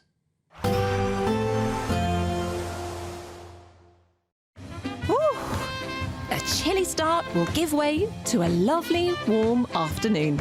Boxed heat pumps, sponsors of weather on GB News. Good morning. Here's your latest Met Office weather update for GB News. Plenty of winter sunshine around for many of us today, but there will also be some showers and also a cold, biting wind with temperatures markedly down compared to recent days. But like I said, a good deal of sunshine, especially across southern parts of Scotland, central and eastern England. Further west, quite a few showers piling down, and also showers across parts of northern Scotland. And here they could be falling as a mixture of rain, sleet and snow. Temperatures are on the low low side, lower than they have been so far this week. And when you factor in that wind, it really is going to feel pretty raw, despite the fact that there will be plenty of sunshine. As we go through this evening, it is going to be pretty chilly. The clear skies mean temperatures are going to quite quickly drop, and we should see many of the showers fizzling out and dying away. So largely dry, lots of clear skies, but as a result, we could see some frost developing, particularly in places sheltered from those brisk winds. Still a few showers through the end of the day across parts of Northern Ireland and Scotland, especially towards coastal parts. But even here, I am expecting most of those showers to die out as we go through the beginning part of the night. As we go overnight then, some clear skies, especially across eastern parts, but we are going to see the cloud building in from the west and some outbreaks of rain starting to push their way in, initially across parts of Scotland, but some outbreaks of rain reaching parts of Northern Ireland too. A few showers across some other western parts too, but most places across England and Wales staying dry. After a chilly start to the night, temperatures will actually be picking up with that cloud pushing its way in, so especially towards the northwest, relatively mild first thing tomorrow morning.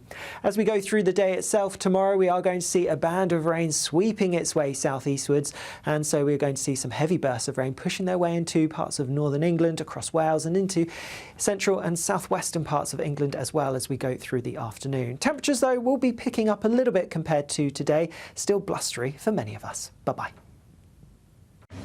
A nice bright morning will generate a lovely warm day, right through to the evening. Boxed Solar, sponsors of weather on GB News. Let's just bring you some breaking news for you now. It's a bit of a double-edged sword, really, because Thames Water has been handed an £18.2 million fine for breaking payment rules. That's according to the regulator Ofwat. But they've also said that they can raise water bills.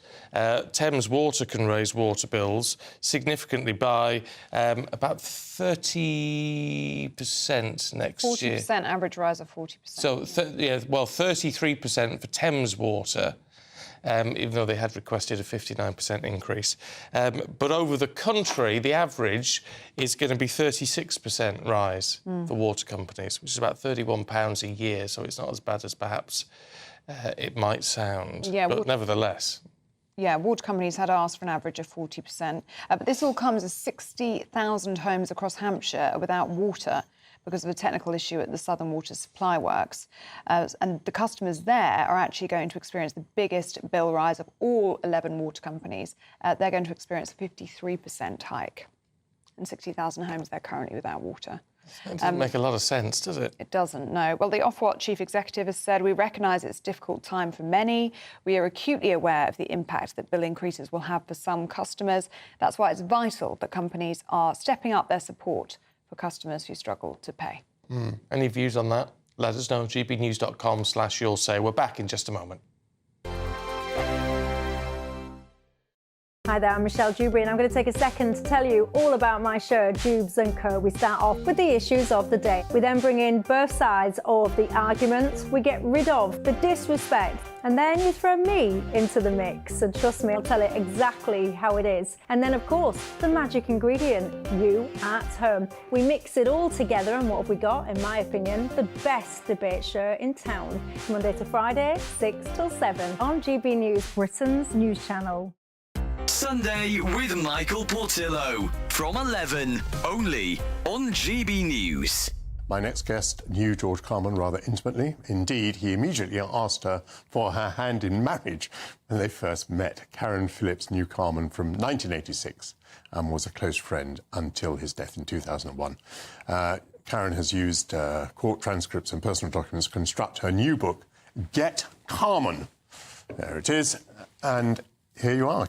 Karen, thank you very much indeed. So you knew him very well, and actually he began to write a little bit of an autobiography just in the weeks before his death. And from those pages, I was struck by the amount of uncertainty that there was about the man. This man who was so confident in court, who charmed juries so famously, but in some ways felt that he was an actor, in some ways felt that he was fighting back nerves and uncertainties. Is that true? I think he was quite worried about every case. It was much more that he was concerned for the client. He always wanted to do his best. He worked so hard to win a case, not really for his personal satisfaction, but because he didn't want to let people down. His success rate was extraordinary, and I'll choose my words carefully here, but shall we say that many people were surprised at the time that Jeremy Thorpe was found not guilty. It was astonishing in the case of Jonathan Aitken, for example, that the principal charge against him, which was that he'd been corrupt in arms dealings, I don't think that was ever actually reached during the court. It seems even more surprising today that people who were employed by Mohammed Fayed were believed in the case of Neil Hamilton. Do you know what I'm saying? I mean, his results are extraordinary. GB News, the People's Channel. Nightmare commute? Kick it up a gear with GB News Radio. You can listen online and on DAB+ and on the GB News app. We're also on TuneIn and the Radio Player apps. From the school run to rush hour, get revved up with GB News Radio. We are the People's Channel, Britain's news channel. I'm Michael Portillo. This is GB News, the People's Channel, Britain's news channel.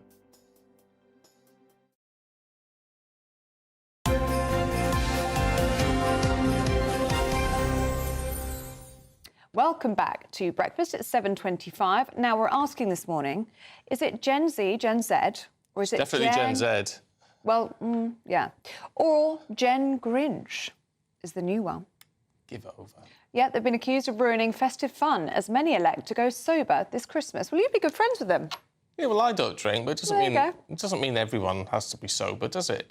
Is a booze-free Yuletide really that bad? Would you go to a sober home to celebrate Christmas? Meaning you can't drink either? Yeah, but that I don't understand. Don't understand that. Well, to debate this, we're joined by former UKIP leader Neil Hamilton and founder of Sober Social's Michael Sargood. Good morning to you both. Michael, let's start with you. Sober Christmas is a good idea, do you think?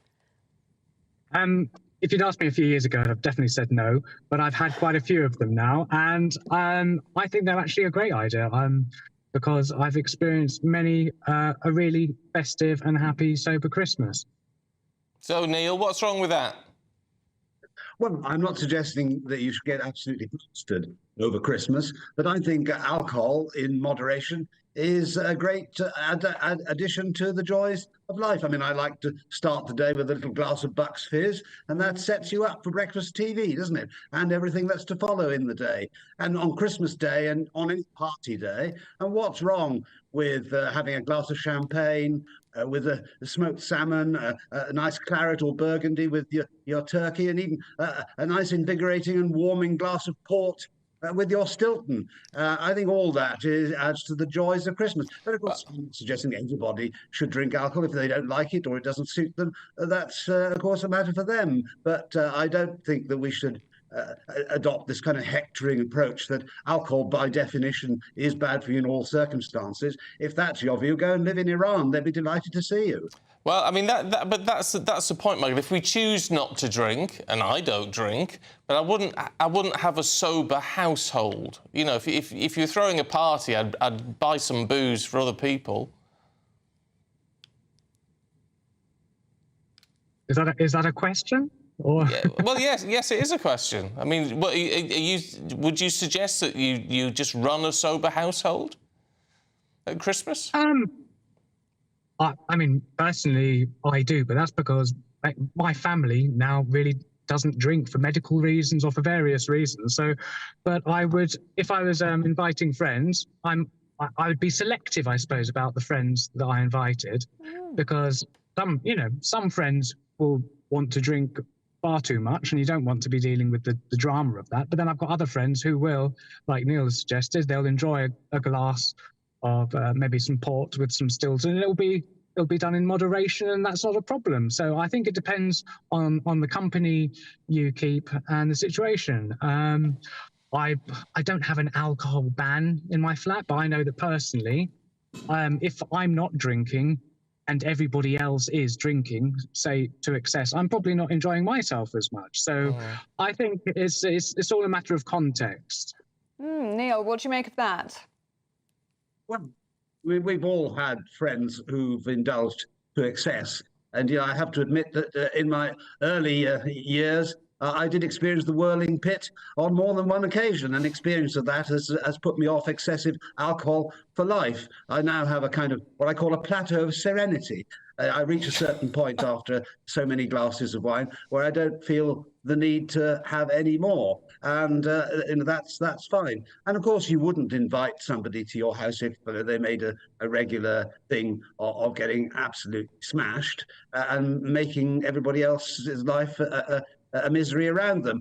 So, of course, it's moderation or just concern and respect for others and the circumstances in which you find yourself. But as an addition to the joys of the table, I think alcohol is a wonderful thing. As Churchill said, alcohol's taken more. He's taken more out of alcohol than alcohol ever took out of him. And yet, he would start the day with a glass of champagne and carry on drinking champagne throughout the day, plus much more besides, way on into midnight, and very often he'd start work. I don't know that. I don't know that's a very good example, Neil. I don't think that's a very good example. What about, Michael, these sort of alcohol-free things now? I mean, you can get wine, you can get... And notice there's rum about now and gin and all sorts of alcohol-free stuff. So, I mean, you can mock it up quite well, can't you? Yeah, there's all sorts of really good alcohol-free drinks available now.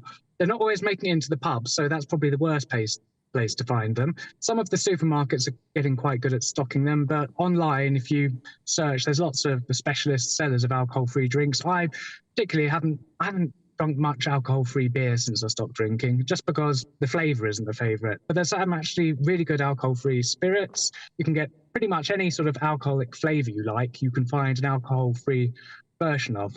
And there's also a range of functional drinks which are becoming popular, which are sort of, they enhance or change sort of your mood. They make you a bit more sociable, more relaxed, but they don't have alcohol in, but they do have like herbal ingredients and things that and some are quite effective. And I've really enjoyed experimenting with different alcohol-free functional drinks for flavour and also how they make me feel. And that's actually it. If you want to go alcohol-free at Christmas, I think get experimental, buy a few, see which you're not going to like them all. You'll find some you like, some you don't, and that can be a bit of fun. Well, I have to say, each to their own is the way it should go. Good to see you both. Michael, thank you very much indeed. Neil, I have seen you in a whirling pit at a party I remember about 15 years ago. But there you go. I'm glad you're just on that lovely plateau now. Good to see you both this morning. Thank you. Thanks, you too. Thank you very much. Cheers. Very good. Neil Hamilton's already on the Bucks Fizz. He's on the Bucks Fizz. I did see Neil very, very drunk at a party. Did you? Once, yeah. Christine had to drag him out by his earlobe. Really? Oh, I remember that He doesn't do it anymore. No. As we heard. Right. But I love a Bucks Fizz on Christmas Day. Do you? I love drinking on Christmas Day. Well, fair enough. But I do think each to their own. Each to their own. And if I went to your house, for example, you don't drink, but I would expect that you would also provide me a drink. Yeah, it'd still be drink on. You can still buy drink in for people who want to drink. I think that's the trick, isn't it? Yeah, just basically do what you like.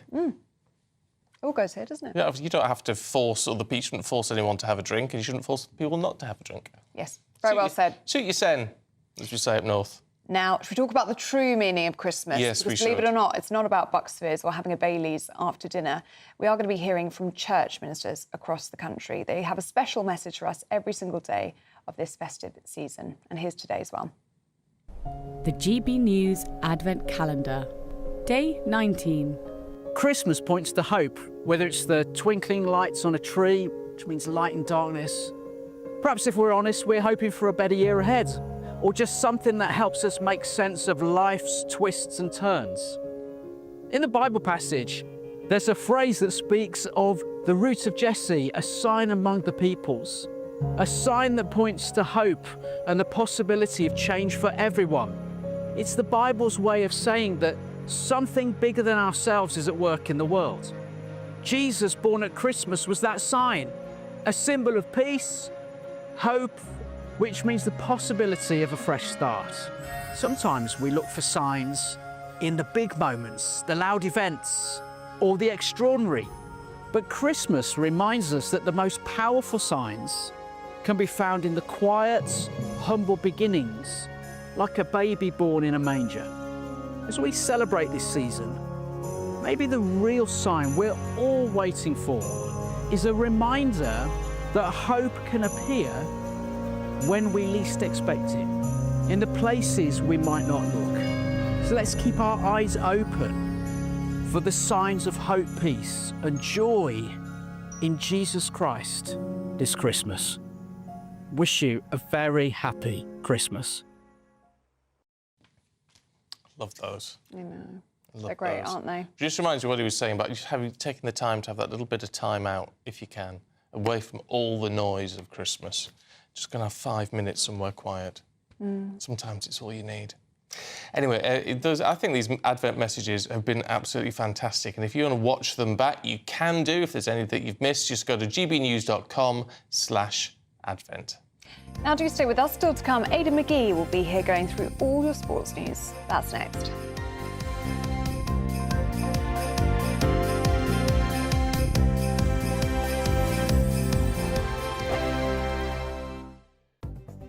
The latest GB News travel.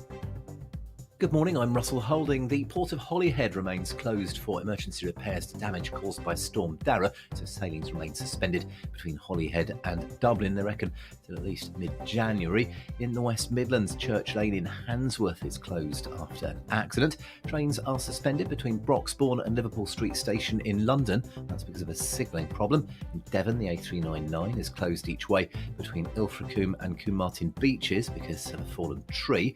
There's disruption to First Bus solar routes in Hampshire because of industrial action, with over 140 drivers on strike. And on the Isle of Wight, Horsebridge Hill in Newport is closed because of an accident, and buses replaced trains on the Isle of Wight between Ryder Esplanade and Shanklin because of a shortage of staff. That's the latest. You can stay up to date throughout the day by visiting our website, gbnews.com.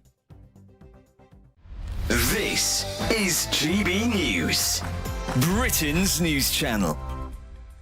This week is Chocolate Week, the ultimate celebration of everything rich, sweet and indulgent. Yes, and we now have the best person in the studio with us to satisfy all of your chocolate cravings. We're joined now by master chocolatier Ollie the Choc. Ollie, hello. Really Hey, good Ollie. to see you this Thank morning. you for having me. And you brought some of your chocolate in with you. I did. I brought some Very special. tasting samples. You're very welcome to help yourself. So what have you got here? Tell us. So this is my signature chocolate. I call it the Holy Grail. It's got sea salt flakes, crushed Oreo, caramel fudge pieces, very Moorish. I love a caramel and salt combo. Just, you know, I feel like you see it everywhere now. Look. You won't be disappointed. Look, I want everyone to see a close-up of this one. Can we get a shot on this one? So this is Oreo, there we are, caramel and salt. Do you want to try some? You go first. Help yourselves. And then this bar of chocolate is a little bit of a wild card. That's a mystery flavour. So OK, I love a mystery. I'm not going to tell you what that is. Hold on this one. This one's amazing. Are you? Oreo, caramel. That's my biggest seller. I'll keep my palate clean for this. So this is a mystery flavour. You've got to guess what that is. Is that a nut in there, I see? Right, here we go. Ready? I'm not saying anything. Talk us through. Very crunchy. For me, I'm all about textures in chocolate. Me too. It has got a good crunch to it, hasn't it? It's not the kind of flavour that you would expect. Oh, I can't get it. Is it sweet? Is it salty? No, it's salty, yeah. It's OK, salty. hang on, bit more. OK. Bit more. I mean, just keep going. Crisps? Wait, It is crispy, it's crunchy. Could it be crisps? I think it could be crisps. Yeah, it's crisps. So what flavour? Salt and vinegar. Cheese and onion. Yes, Salt nailed and it. You know. Oh, you're much better than me. Love that. Do you know what? I think I've got a bit of a cold, so my taste buds are Oh, off. you're going to blame that, are you? That's my excuse. That's delicious. GB News, the People's Channel.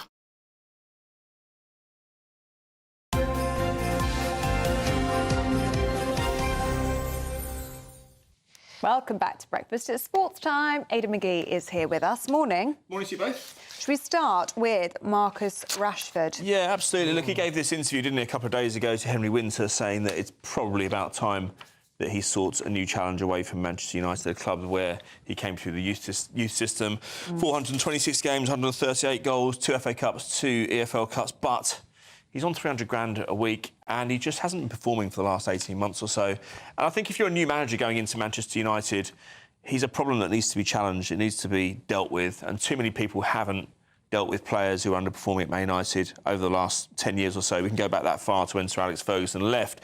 Ruben Amorim responded yesterday, and we've got some audio from him, or some footage from him, his press conference yesterday, in how he responded. It was the only topic in a 4-minute press conference. He was in and out of there. So let's have a listen to that just now and see how Ruben Amorim, the Manchester United coach, responded to Marcus Rashford's claims that he wants to leave Manchester United. What I want is to take the best of Marcus Rashford as the players. So I don't talk about the future, I just talk about the present. I want the best of each one of them, and that is the key point for me. I just want to win and to help the team to be better. So we are better with Marcus Rashford, and that's simple. And we try different things to push Marcus to the best level that he's shown in the past. So that's all. So quite conciliatory, wasn't he? Because they have to protect an asset as well. They can't go trashing his reputation, because it means that absolutely nobody's going to come in for him and pay the money they want. They'll realise that Man United need to sell desperately, and they'll start getting offers that are well below his value. He's 27, so he's still at his peak. But look, if your manager says to you after the Man City game, and by the way, they went to Man City last Sunday, a huge game where they haven't won there in a long time, and they won without either him or Garnacho. So they can win matches like these without these players, and that won't have played out well for Rashford. Some United fans are actually quite resentful that, despite that fantastic win, by doing that interview, he took away some of the shine, some of the gloss from that victory.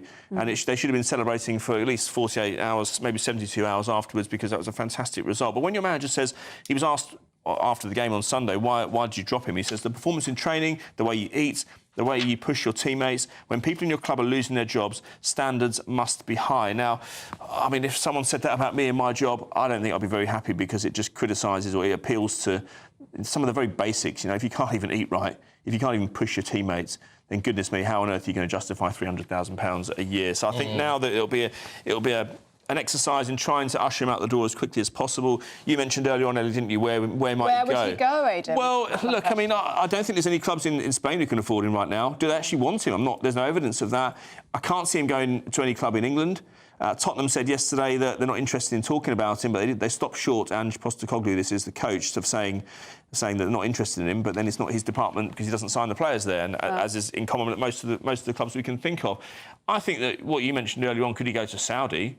I think that's as viable an option now, especially if he wants to command anything like 300 grand a week, because at the moment he's £300,000 a week for a player who's not playing particularly well, and he's only 18 months into a multi-year contract. So we'll see how it plays out between now and the end of the season. Possibly movement in January, but let's just see. Let's just wait and see. Yeah. Oh, it's interesting. Now, what else have we got in terms of the football, the results yesterday? Yeah, that's right. We had the Carabao Cup yesterday. Arsenal beating Crystal Palace. Now, it's important because these clubs need a trophy. Now, the Carabao Cup is not the elite trophy it used to be.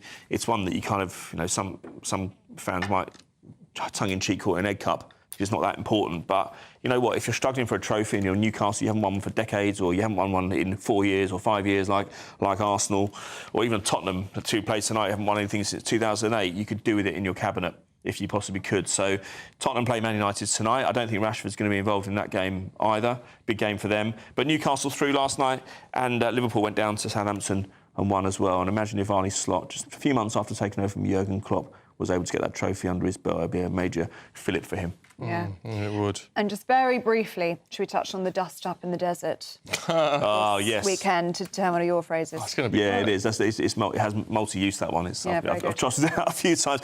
Yeah, look, we know. Look, it's going to be a huge fight. We got Frank Warren on the weekend talking about it. He's the promoter, of course. He's over in Riyadh. We've got the weigh-in tomorrow. We've got the press conference later today. I think the overall number of viewership is going to be like 564 million worldwide. I've remembered the million this time rather than 564. It's not very viable, just that number, is it? But 20 million illegal feeds as well are going around the world, and that needs to be clamped down on. DAZN said they're going to be cooperating with the police to try and weed out those people who are using illegal streams.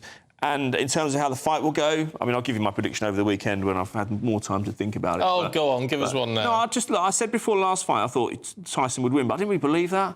I don't know why I said it. I didn't trust the courage of my convictions, but Usyk is just so skilled. His movement's fantastic. He lands punches. I think he was too quick for Tyson Fury last time, and I've seen nothing in the build-up to this fight, Ellie, to make me think any different. I think Usyk wins this time. So no. That's the kiss of death, isn't it? Well, I hope you're right. I hope it is a kiss of death. You're a bit of Tyson man, aren't you? Oh, yeah, I like Tyson. Did you see that he hasn't spoken to his wife in 3 months? Really? I don't know. Yeah, there was an interview this week. He says he's been in camp mode. Hasn't spoken to his wife. He's got a focus, hasn't he? Of course he has, yeah. 3 months. Come on, you two. She's probably glad of the break, isn't she? Yeah, she probably is. Right, Aidan, thank you. We've got to take a break from Aidan because we want to help you catch a bit of winter sun in the coming weeks. So here's your forecast for the top European holiday destinations. Can't wait to get in that sea. Lovely and warm. Just like the feeling of having great travel insurance. All Clear Travel Insurance sponsors GB News Travel Destinations Forecast. There will actually be some hazardous weather across parts of southern Europe through the next few days, with a strong Mistral wind developing over southern France and into Corsica, leading gusts here of around 70 miles per hour and some hefty showers with that as well. Further east, and we have some heavy thunderstorms pushing across parts of Greece and into Turkey, and here we could see rainfall totals building up to around 200 millimetres. Elsewhere, there will be some fine weather around, with temperatures near or a little bit below average. All Clear Travel Insurance sponsors GB News Travel Destinations Forecast. Join me, Camilla Tominey, for a frank and honest discussion with those in power that cuts through the spin and gets to the heart of the issues shaping our nation. You haven't confirmed that you want to stand as leader, but you haven't ruled it out either. This report basically says that he's not fit to stand trial. Is he indecisive? Incompetent? I deliver the dose of reality Westminster needs. That's the Camilla Tominey Show at 9:30 every Sunday on GB News, the People's Channel, Britain's news channel. Headliners. Tomorrow's papers tonight, every night from 11 p.m. The Daily Mail now, Josh, and pub landlords have to worry about more than the optics when it comes to offensive banter, Yeah, it this seems. is a really big story and important. Pub landlords could have to become banter cops to stop themselves being sued by staff offended by comments from customers under workers' rights reform. So, Labour, when they were part of their election process, they were like, we're going to reform workers' rights, and that all sounds good on paper, but there were issues in terms of how might it affect employees and fear from employees costing them more money. One of these things that they're sort of pushing through, though, is that in the Equality Act of 2010, part of the issue was that if you were offended at work or someone said something sexist or racist, something that affected you, the employer had to take some sort of, they had three chances to kind of take action. Yeah. Now, the employer has to should have taken action already. So employees can sue employers. Now, this has a big impact on us because we're comics and we perform in venues. And if some of the bar staff hear a joke that they don't like, then they can sue their employer, potentially, under this legislation. So it's not punters? Well, also, it could be like you're at a bar and some bloke is like, oh, I like that top, or whatever. That's not good behaviour. But the point is now that employee could sue their employer. So, because, I mean, the sort of scenario I was imagining was that a barmaid was being maybe sexually harassed or That's something. what they're focusing in this article, but other articles have gone down the free speech route. Okay. And also venues and universities having lectures. We saw it at, in Edinburgh Fringe Festival and Sadowitz. He had a show cancelled not because of any punters, but because two of the 18-year-olds were working. They were upset by his There was a wedding. bar in Brighton, wasn't there? There was a story we covered a few weeks ago. A bar in Brighton threw some people out because... exactly. They had turfs on the... turfs. Yeah. GB News, the People's Channel. Hi there, I'm Michelle Dewberry, and I'm going to take a second to tell you all about my show, Jubes & Co. We start off with the issues of the day. We then bring in both sides of the arguments. We get rid of the disrespect, and then you throw me into the mix. And trust me, I'll tell it exactly how it is. And then, of course, the magic ingredient, you at home. We mix it all together, and what have we got? In my opinion, the best debate show in town. Monday to Friday, 6 till 7 on GB News, Britain's news channel.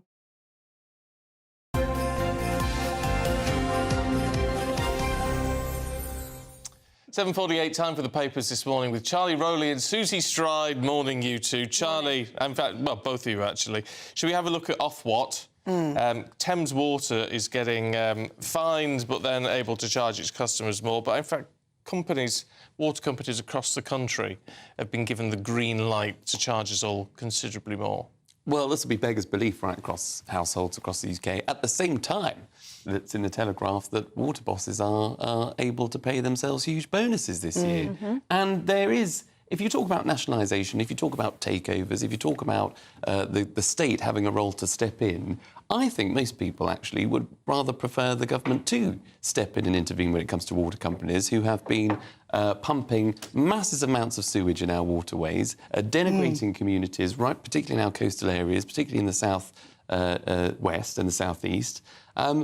Now, with the cost of living crisis still very much within the UK economic picture and people still feeling the pinch, they're now going to see their water bills rise by a third year on year up until 2030. And people will ask themselves, what is it? Where is my money going? And, you know, when, as I say, water bosses paying themselves huge bonuses, when the companies haven't been able to clean up their act, I just think this will be another blow to consumers, another blow to household incomes, and people asking, you know, A, where is the government, or why aren't the government doing enough to step in when they should be stepping in, particularly perhaps in this area, and what are, who is holding these water bosses and these companies to account? What do you think, Susie? Yeah, I mean, I just think it's so infuriating, isn't it? It's just like, you know, if they were doing a good job, maybe we'd be like, oh, OK, yeah, increase the bills. But, you know, sewage being pumped left, right and centre, you know, people getting ill, was it the surfers in Devon, you know, and it's just like... And then the big thing is they're paying themselves these record dividends, which obviously they're now being fined for. But I just think it's absolutely appalling. And then people that are struggling to pay their bills and mums and dads are going out to work and now going to have increased bills, what, for a bit more sewage? Or so you can pay your boss a bit more of a dividend. I mean, it's an utter disgrace. Yeah, and it comes as 60,000 homes under Southern Water are currently without any water at all. I know. It's just absolutely just shocking, you know. And I was just listening to that this morning, and then they're like, "Oh, it's going to take us some time." So then it's Christmas weekend, and people are not going to have water and coming out their taps. And I mean, it's just and it's they're just the awful. ones. They're the ones who are going to be affected more than anyone in the country. Their bills going up on average. I think it's 53%. Southern Water. And just crackers. It is. And the companies say, the water companies say, well, look, we need to invest this in the repairs and the drainage system, the tunnelling system. But people will be asking themselves, why hasn't that been taking place over the last decade or so? Well, fewer dividends then, quite right. basically. Yes. Is a way to go. Can we talk about party donations, Susie? This is in The Guardian this morning. It's sort of been driven by this idea that Elon Musk may give Nigel Farage $100 million. Yeah. I mean, look, I do think this is concerning because I'm not a fan of foreign interference, you know, in this country. Because the point is, look... Except didn't you go to the States campaign for Kamala? I absolutely did. I didn't give him any money. It's so interesting because, obviously, look, my example is I was actually going on holiday there, a little road trip, went off to Hawaii, and then I went over into Nevada and did a few hours campaigning, which I was happy to do. And I thought it was a great pity that, you know, that was all pointed out, because actually we want to encourage our young adults in the future, whether it's the Conservatives to go over and support the Republicans or Labour, because actually it's an important political, cultural, educational experience. But this is different because the point is, lots of people may like Elon Musk, they may not like Elon Musk. But then the question is, well, where do you draw the line? Do you have, you know, Saudi foreign investors, like, putting their money here, there and everywhere? I think this is very concerning. I think, you know, you do need to have, you know, stricter rules on it. And, yeah, I mean, it's absolutely fine if he wants to give some money, because the point is it's having the right restrictions on it. Yeah, it's the idea that someone could change the course of politics in the UK when they're not and they're not a UK citizen. Yes, and I was in America for the US election with Ben Leo. Yes, covering election night, or he was, and that was very good fun. But we camera, weren't. I was behind the camera, growing a beard. But I think there is a huge question again around hypocrisy when it comes to foreign intervention. We talk a lot about the act of Russia, for example, and fake news and fake ads that might have influenced the 2016 presidential election in the US. That's something that Hillary Clinton has written about, and it's something that we face maybe here in this country. But where does the money come from? Who can actually donate to a political party? I mean, whatever the result of Elon Musk or any businessman giving money to a political party, I'm sure there must be ways of going around it. Even if you just ban foreign nationals investing, I'm sure there's a way in which money will find a way through from Elon Musk to a British company, which then is find its way to a political party. So I think it's got to be looked into, but I don't want to prevent people wanting to make a contribution to British politics and flavouring the debate, increasing debate. That can only be a good thing. Right. Well, have we got? No, we haven't got time for the anymore. Oh, but we are. What bad luck. Next time. We're out of time, sadly. But it's just a little gap to fill. Which I mean, I just think with the whole money thing, people should be able to donate. But it's whether someone can donate enough that could change the course of politics in one go. Yeah, that's where you've got to have some restrictions on it. Yeah. We need to tighten the rules. Let us know what you think. gbnews.com/yoursay. Thank you very much, you two. Good to see you. You're seeing us actually in the next hour, aren't you? Yes. One more rodeo with you. Very good. Right, let's have a look at the weather with Alex.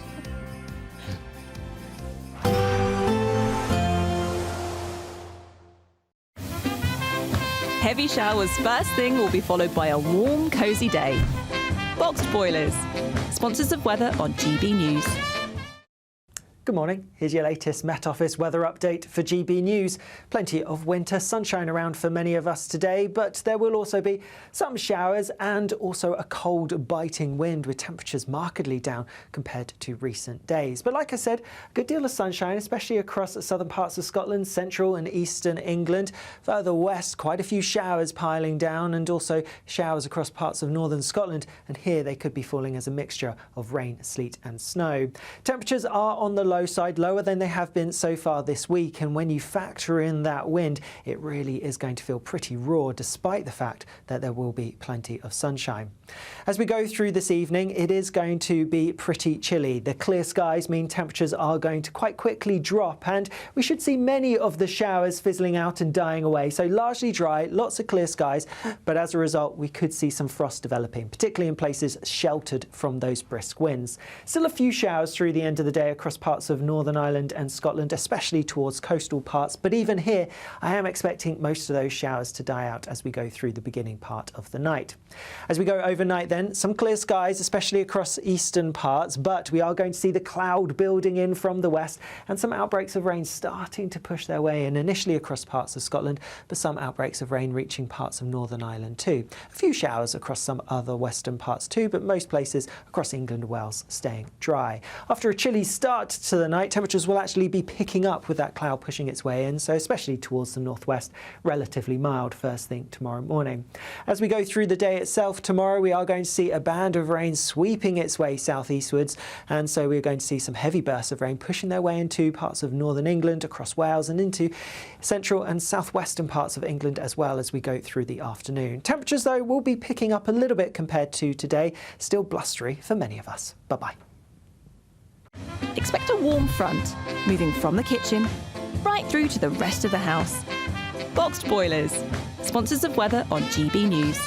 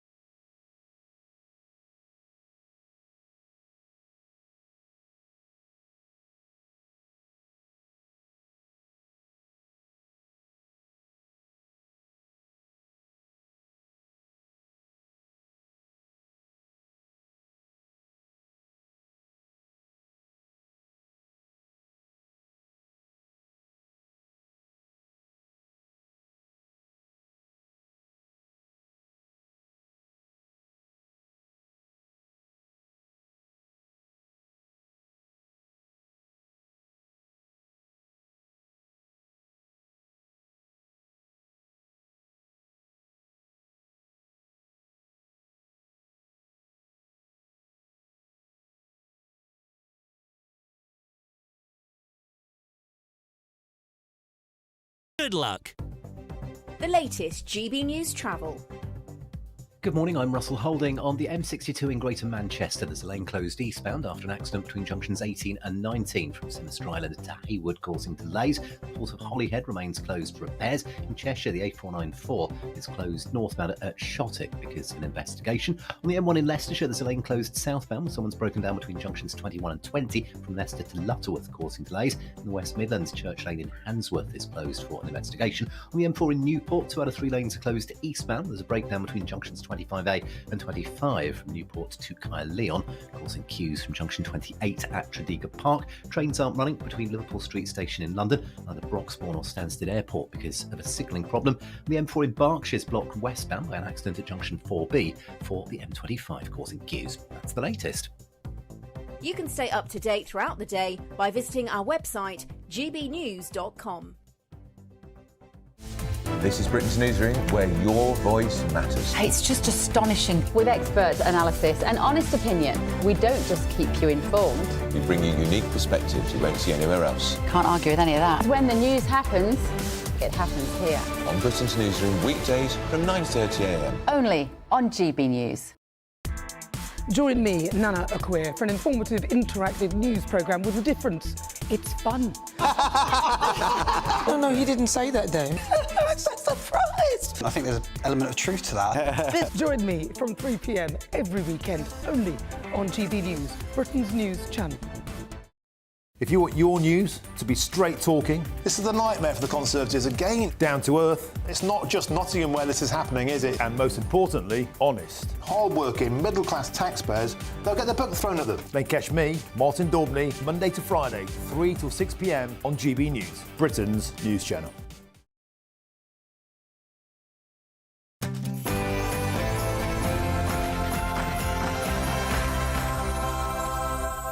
Good morning. Labour on the Trump train as it launches a charm offensive. The Prime Minister's Chief of Staff heads across the pond for secret talks with the President-elect's closest allies. But with Nigel Farage making real inroads, is Labour just playing second fiddle to Reform's special relationship with the MAGA movement?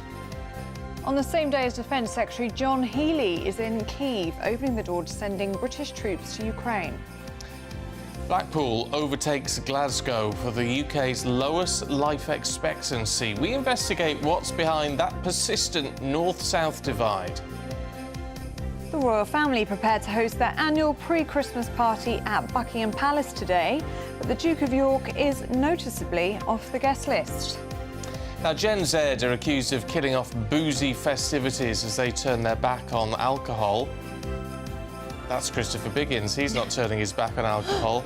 Would you attend a sober home for Christmas? Yeah, we're going to be debating that, aren't we? And friend of the programme, our friend and yours, Christopher Biggins, reveals whether or not this will be his last panto season. He has been in the business 60 years, would you believe? Man and boy, as it were. Now, it's a very vegan Christmas, apparently, as demand for plant-based festive foods spikes. Later, we're going to find out which veggie option is selling like hotcakes. Just 2 days out now from Fury versus Usyk 2. And will Tyson Fury's father, John, be in his corner or not? We'll have all the detail on the mixed messages coming out of the Fury camp this week. Meanwhile, it was a big night of Carabao Cup action with wins for Arsenal, Liverpool and Newcastle. There may be plenty of sunshine around today, but it is actually going to feel colder than it has done so far this week, especially with a brisk wind. I'll have the details coming up. Good morning to you. I'm Stephen Dixon. And I'm Ellie Costello, and this is GB News Breakfast.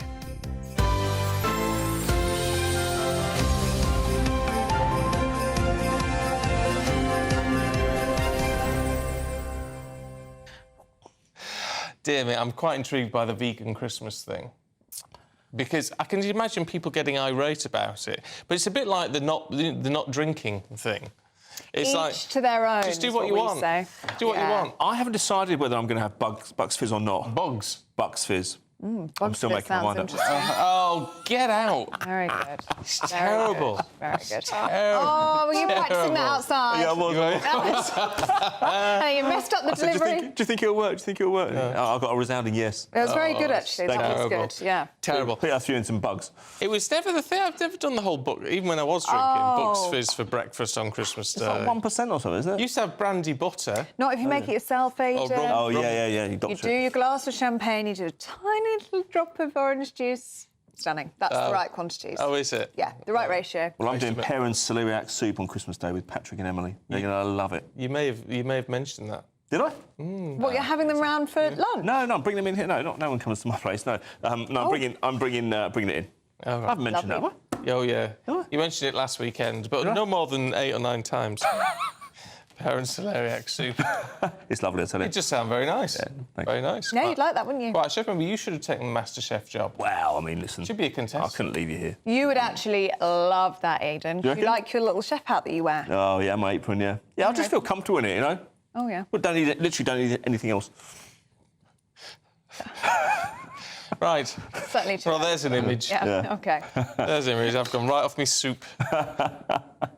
Thanks for that, Aidan. No should we get on with our top story? I think it's probably best that we do. Oh, yes. Sir Keir Starmer's Chief of Staff, Morgan McSweeney, is reported to have flown to America for secret talks with some of Donald Trump's closest aides earlier this month. Mr McSweeney went to Florida to meet the political strategist who masterminded Trump's re-election campaign. That's Susie Wiles.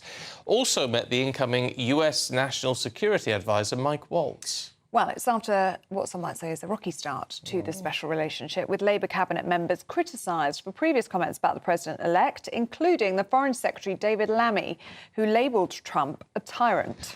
And, of course, Nigel Farage is very much in the mix, touting himself as a crucial conduit between Westminster and Washington, which leaves Labour on that charm offensive, of course. Well, joining us now is our political correspondent, Catherine Forster. Good to see you this morning, Catherine. And obviously this is the government's attempt at building a bridge with Team Trump.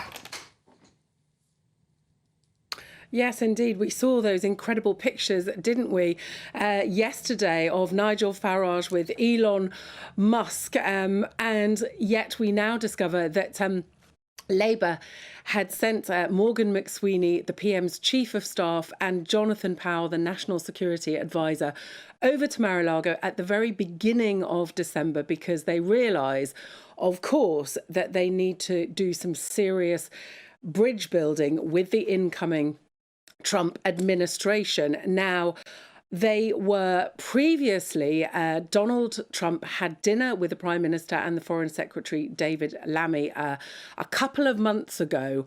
And after that, David Lammy was very keen to make it known that Donald Trump had offered him a second portion of chicken and took that as a reflection of the fact that it had all gone terribly well. But of course, we know that plenty of current cabinet members have made all sorts of disparaging remarks about the man who's soon going to be US president again. And so they are very, very keen to smooth the waters. Now, we also know that Donald Trump and the Prime Minister had a phone conversation yesterday.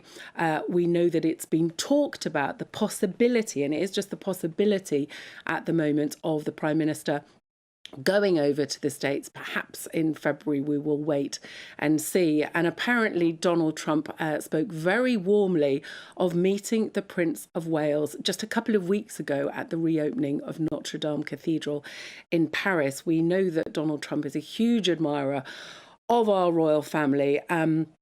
Perhaps less so of the new Labour administration. Of course, the Republicans would have preferred not to be dealing with a Labour government, and Labour would have preferred not to be dealing with a Republican administration. But here we are.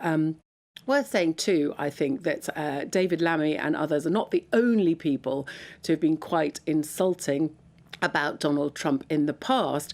J.D. Vance, who's going to be shortly vice president, was incredibly rude about Donald Trump just a few years ago, but he seems to have completely forgiven J.D. Vance. Let's hope that he can forgive some of our members of the cabinet. I tell you who might not forgive members of the cabinet, and that's the Waspi women, Catherine. Yes, indeed. There is a lot of unhappiness about this, and plenty of unhappiness within Labour itself. I was in Prime Minister's Questions yesterday, and the most striking moment for me was when Diane Abbott, a veteran Labour MP, stood up and said she understood about the money. She said, but we did promise to give these women justice. She went a bit further on TV last night and pretty much said that the Prime Minister, with his incredible DPP private pension, didn't understand anything about, as she put it, ageing women. So a lot of unhappiness. The government is not budging, but the Liberal Democrats would love to force a vote on this. I don't think it's very likely, but if there was a vote, I think it likely that quite a lot of Labour MPs would rebel on this. OK, Catherine, good to see you. Thank you very much. I just want to bring you some breaking news about that awful case in France. You'll be aware of it, the Giselle Pelico case. She accused her husband of drugging her and encouraging 51 men to rape her, in effect, while she was unconscious. This going on for many years. Anyway, the verdict in that mass rape trial is due today. And the judge is preparing to hand down their verdicts on the 51 men who stand accused. Her husband, Dominique, has admitted in court what he did. One or two other people have sort of admitted part of their involvement that's been going on. The vast majority have denied the case against them, saying they were unaware that Giselle Pelico was not consenting to what was going on.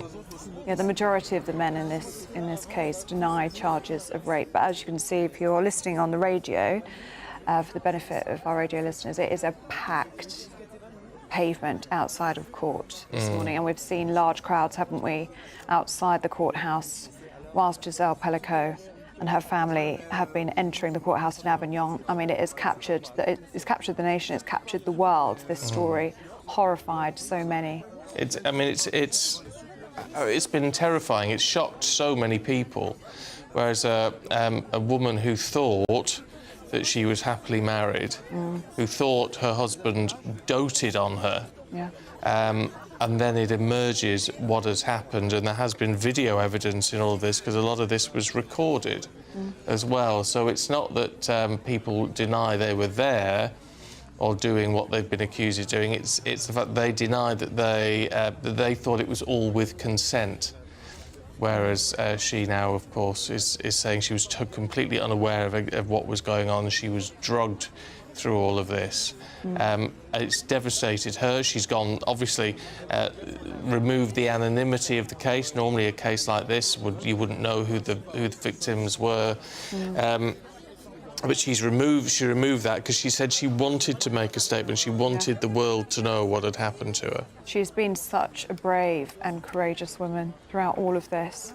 And about half an hour ago, their children arrived at court. So their daughter and their two sons arrived at court, and they were met with applause by all of the people that we can see here gathered outside the courthouse, some of whom were singing chants to the children as they walked in, and lots of them holding signs outside the courthouse now, justice for Giselle Pelico. Anyway, we shall bring you the verdict as soon as we hear what that is this morning. Now, back on our own shores, for the first time in 20 years, Blackpool has overtaken Glasgow to have the onerous award of having the lowest average male life expectancy in the UK. Yes, men born in Blackpool now live an average of just 73, 6 years less than the average across the rest of England. Well, figures suggest that wealth brings health, and the Office for National Statistics says this shows a very clear north-south divide. Well, GB News North West of England reporter Sophie Reaper is in Blackpool today for us, speaking to locals to hear their thoughts on this. Good morning to you, Sophie.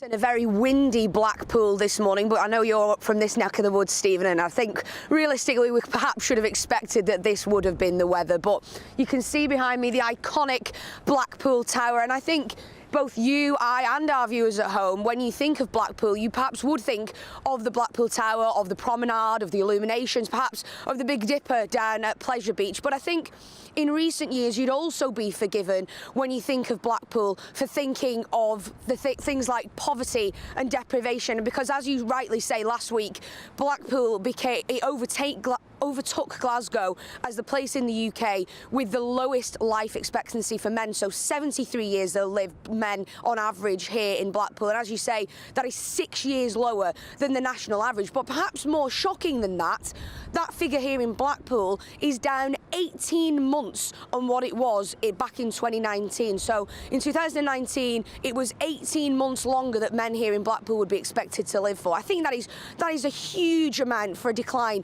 over just a 5-year period. So that is why we are here in Blackpool today. It is a town that unfortunately, as its tourism, as many seaside towns, as its tourism declined, so did the town itself. So this is a town that is now synonymous with issues such as homelessness, issues with mental health, issues with drugs, issues with housing.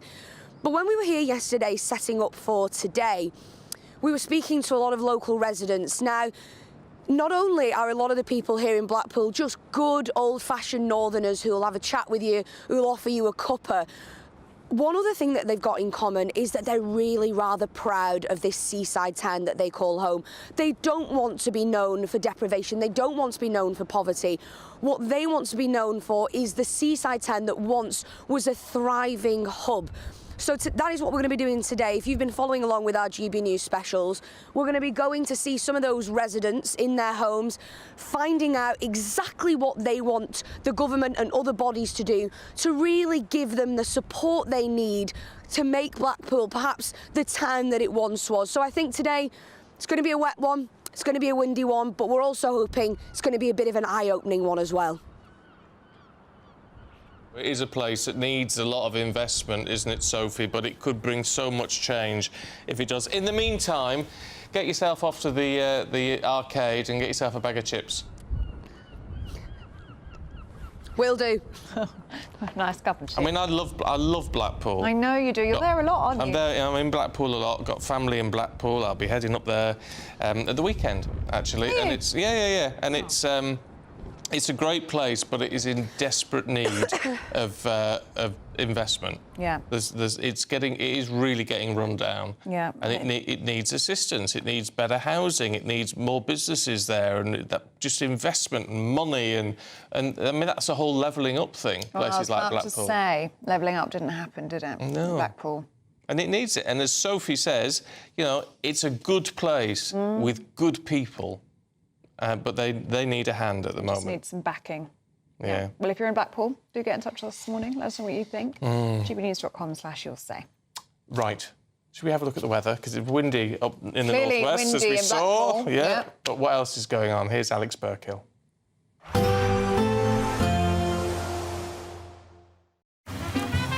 Despite the morning rain, it'll be a nice, warm, cosy day ahead. Boxed heat pumps, sponsors of weather on GB News. Good morning. Here's your latest Met Office weather update for GB News. Plenty of winter sunshine around for many of us today, but there will also be some showers and also a cold, biting wind with temperatures markedly down compared to recent days. But like I said, a good deal of sunshine, especially across the southern parts of Scotland, central and eastern England. Further west, quite a few showers piling down, and also showers across parts of northern Scotland. And here they could be falling as a mixture of rain, sleet and snow. Temperatures are on the low side, lower than they have been so far this week, and when you factor in that wind, it really is going to feel pretty raw despite the fact that there will be plenty of sunshine. As we go through this evening, it is going to be pretty chilly. The clear skies mean temperatures are going to quite quickly drop, and we should see many of the showers fizzling out and dying away. So largely dry, lots of clear skies, but as a result we could see some frost developing, particularly in places sheltered from those brisk winds. Still a few showers through the end of the day across parts parts of Northern Ireland and Scotland, especially towards coastal parts. But even here, I am expecting most of those showers to die out as we go through the beginning part of the night. As we go overnight then, some clear skies, especially across eastern parts, but we are going to see the cloud building in from the west and some outbreaks of rain starting to push their way in, initially across parts of Scotland, but some outbreaks of rain reaching parts of Northern Ireland too. A few showers across some other western parts too, but most places across England and Wales staying dry. After a chilly start to the night, temperatures will actually be picking up with that cloud pushing its way in, so especially towards the northwest, relatively mild first thing tomorrow morning. As we go through the day itself tomorrow, we are going to see a band of rain sweeping its way southeastwards, and so we're going to see some heavy bursts of rain pushing their way into parts of northern England, across Wales and into central and southwestern parts of England as well as we go through the afternoon. Temperatures though will be picking up a little bit compared to today, still blustery for many of us. Bye-bye. There will be a light breeze in the morning, leading to a warm front. Boxed heat pumps, sponsors of weather on GB News. No, sorry, I was just trying to find a view because someone at Blackpool and someone said, is Coral Island still there? Kirsty, is Coral Island still there? I've not been there in years. Yeah, Coral Island's still there. Oh, well, there you go. Get in, get the slot machines going, all that sort of stuff. It's brilliant. Robert says Blackpool is a party town. They've probably had more fun in life in those 73 years than those teetotal button-down lifestyles down south. Well, yeah, maybe.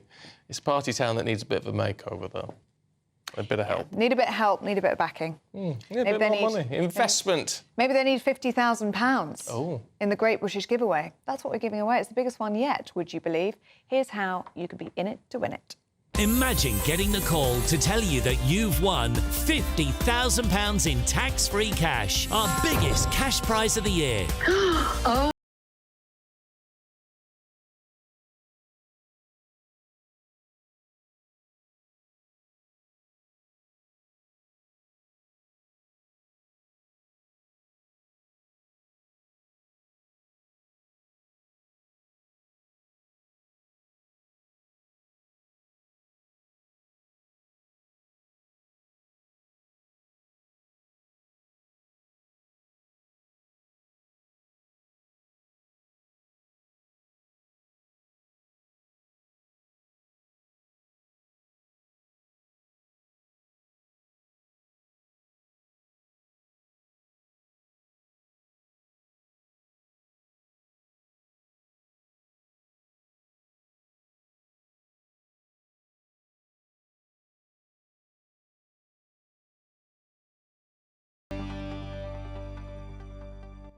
Yes, good luck to you on that one. Still to come, pantomime legend Christopher Biggins reveals when he might give up the stage, if ever.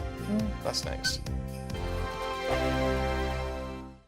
Sunday with Michael Portillo from 11, only on GB News. Restaurant St. Bart's executive head chef Johnny Crowe creates ramen with a British twist, using only the finest UK-sourced produce. As the only restaurant in London to hold both a Michelin star and a green Michelin star, St. Bart's emphasises sustainability and the diversity of British ingredients. Johnny joins me now. Johnny, congratulations on having these 2 Michelins. How do you get a Michelin green star? Probably a better question for the inspectors, but I mean, I think it's down to a lot of hard work. What hoops do you have to go through? So I think it's working every day on it. The sustainability isn't something that you just achieve and then therefore you have it and you can sort of relax. It's about every day trying to be better, trying to make a restaurant and a business that is overly sustainable. So what things do you do to make it sustainable? So one of the main things that we've really tried to do is focusing on British produce, and actually, you know, part of that is about sustainability and food miles. A massive part of it for us was also about sort of helping the British economy and the farming economy and our fisheries as well. But yeah, no, the idea... I have a lot of farms near St. Bart's, which is in the heart of the City of London.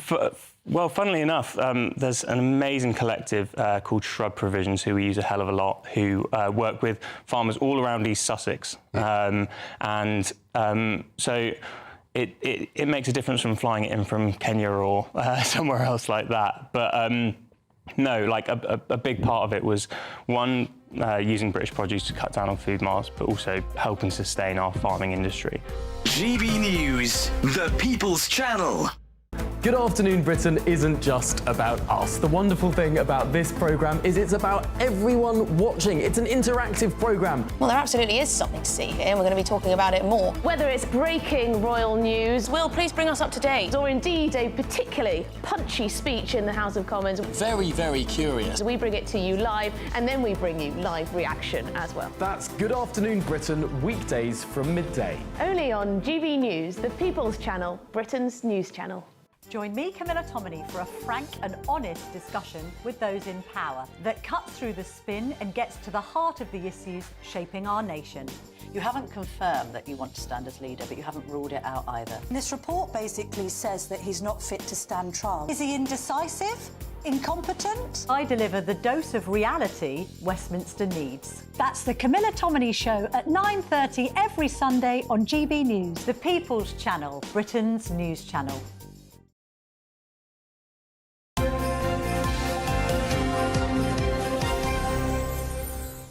Welcome back to breakfast. It is 8:23. Now, the royal family is hosting their annual pre-Christmas lunch at Buckingham Palace today. I didn't even know that was a thing. No, I didn't know it was a thing. How very nice.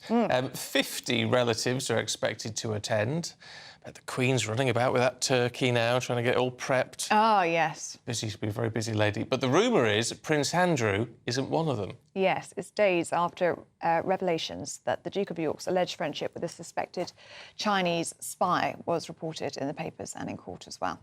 Our royal correspondent, Cameron Walker, is here. Morning, Cameron. Good morning. Clearly, they've just decided, or someone's decided, that even if it's a private event, he needs to be kept away. And it's certainly more than rumours. I have the royal gossip for you this morning. It was actually, as far as I can understand, it was Sarah, Duchess of York, who persuaded him that it probably wasn't going to be a good idea for him to attend this Christmas lunch at Buckingham Palace, and he has taken that advice, as I understand it. So we're expecting actually up to 70 people at this lunch at Buckingham Palace. It's all the extended family who haven't made the invite list for Sandringham next week. So it's the aunties, it's the aunts, aunties, uncles and all the rest of it, cousins and all the rest of it. I'm sure it's going to be a big slap-up spread, but Prince Andrew is not going to be there. It is a private event, so there's this idea of the private Windsor family versus the firm, but the problem is there's cameras on every gate, and there would have been a paparazzi camera this morning at Royal Lodge where Prince Andrew lives to see if he was going to be leaving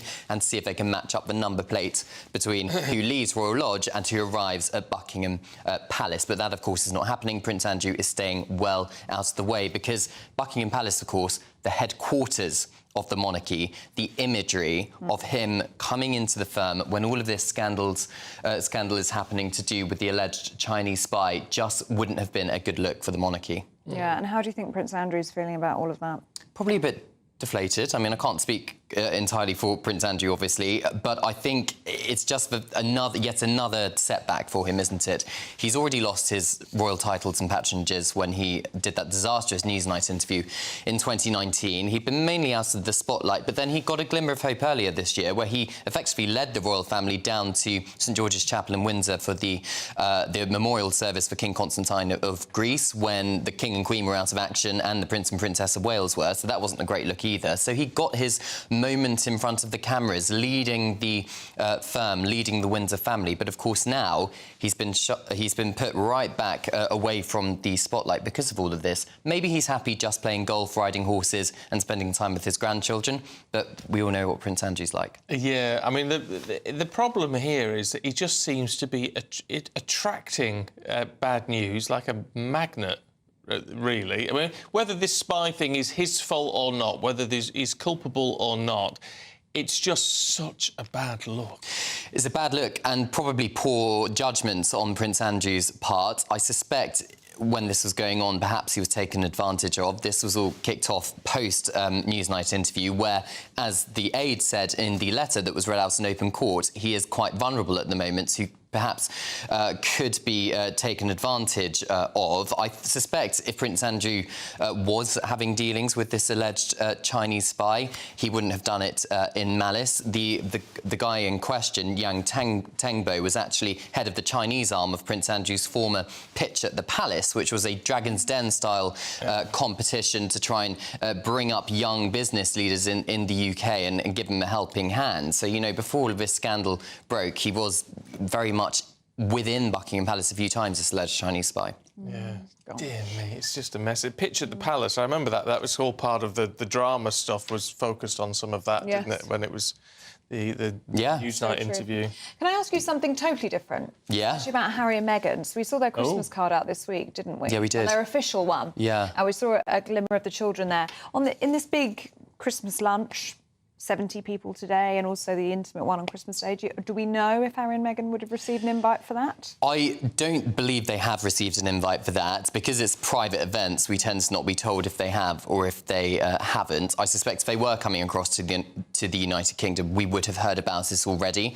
I suspect Prince Andrew spoke to the New York Times... sorry, not Prince Andrew. Prince Harry spoke to the New York Times a couple of weeks ago and said that he is happy with his life in America, with his children and his wife. But that Christmas card was odd because the wording of it said on behalf of the office of the Duke and Duchess of Sussex, Prince Harry and Meghan, which seems very far removed from the principals themselves. And we had this one new photograph of Harry and Meghan and their children. Lovely. Photograph. We had one photograph of Harry and Meghan being all loved up. Lovely. And then we had this kind of sporadic imagery of stuff they'd done throughout the year, including the Colombia and Nigeria tour.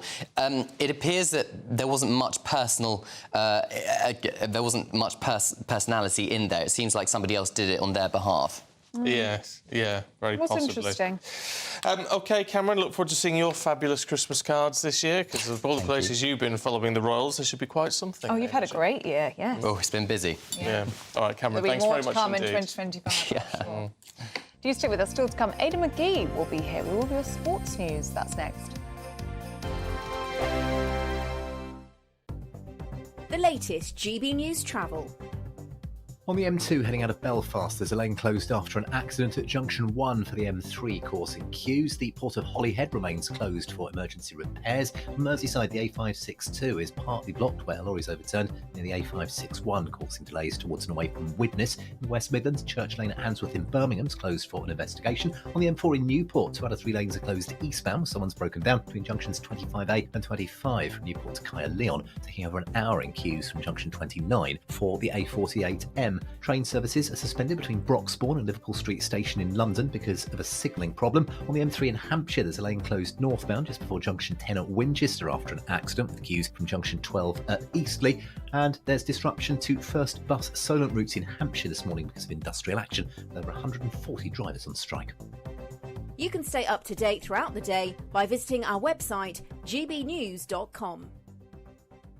Hi there, I'm Michelle Dewberry and I'm going to take a second to tell you all about my show, Dubes & Co. We start off with the issues of the day. We then bring in both sides of the argument. We get rid of the disrespect. And then you throw me into the mix. And trust me, I'll tell it exactly how it is. And then, of course, the magic ingredient, you at home. We mix it all together and what have we got? In my opinion, the best debate show in town. Monday to Friday, 6 till 7 on GB News, Britain's news channel. Nightmare commute? Kick it up a gear with GB News Radio. You can listen online and on DAB+ and on the GB News app. We're also on TuneIn and the Radio Player apps. From the school run to rush hour, get revved up with GB News Radio. We are the People's Channel, Britain's news channel. Join me, Camilla Tominey, for a frank and honest discussion with those in power that cuts through the spin and gets to the heart of the issues shaping our nation. You haven't confirmed that you want to stand as leader, but you haven't ruled it out either. This report basically says that he's not fit to stand trial. Is he indecisive? Incompetent? I deliver the dose of reality Westminster needs. That's the Camilla Tominey Show at 9:30 every Sunday on GB News, the People's Channel, Britain's news channel. We're proud to be GB News, the People's Channel, and as you know, we always love to hear your views. Now, there's a new way of getting in touch with us at gbnews.com/yoursay. By commenting, you can be part of a live conversation and join our GB News community. You can even talk to me, Bev Turner, or any of the members of the GB News family. Every Saturday, 10 till 12, we'll bring you all of the news that you need to know. We'll also remind you that there is so much to smile about. It's my favourite time of the week. I get to relax, enjoy some light-hearted stories, and let Ellie teach me about fashion too. That's Saturday Morning Live, every Saturday, 10 till 12. Only on GB News, Britain's news channel.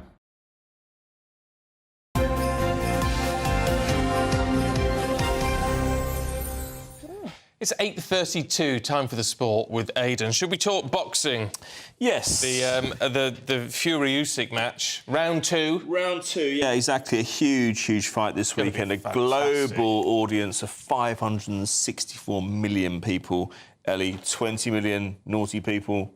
On the illegal streams. The illegal stream. DAZN said they're going to try and clamp down. I'm not sure how they're going to do that. It's easier said than done. I don't know how you get on an illegal stream. I don't know how that works now. No, but I mean, it depends if you think 25 quid is worth paying.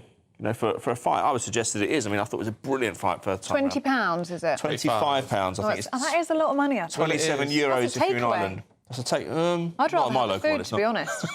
You prefer the food, would you? Yeah. The thing is, you probably have to buy both, wouldn't you? That's true. And with the timing, it starts at 10 o'clock.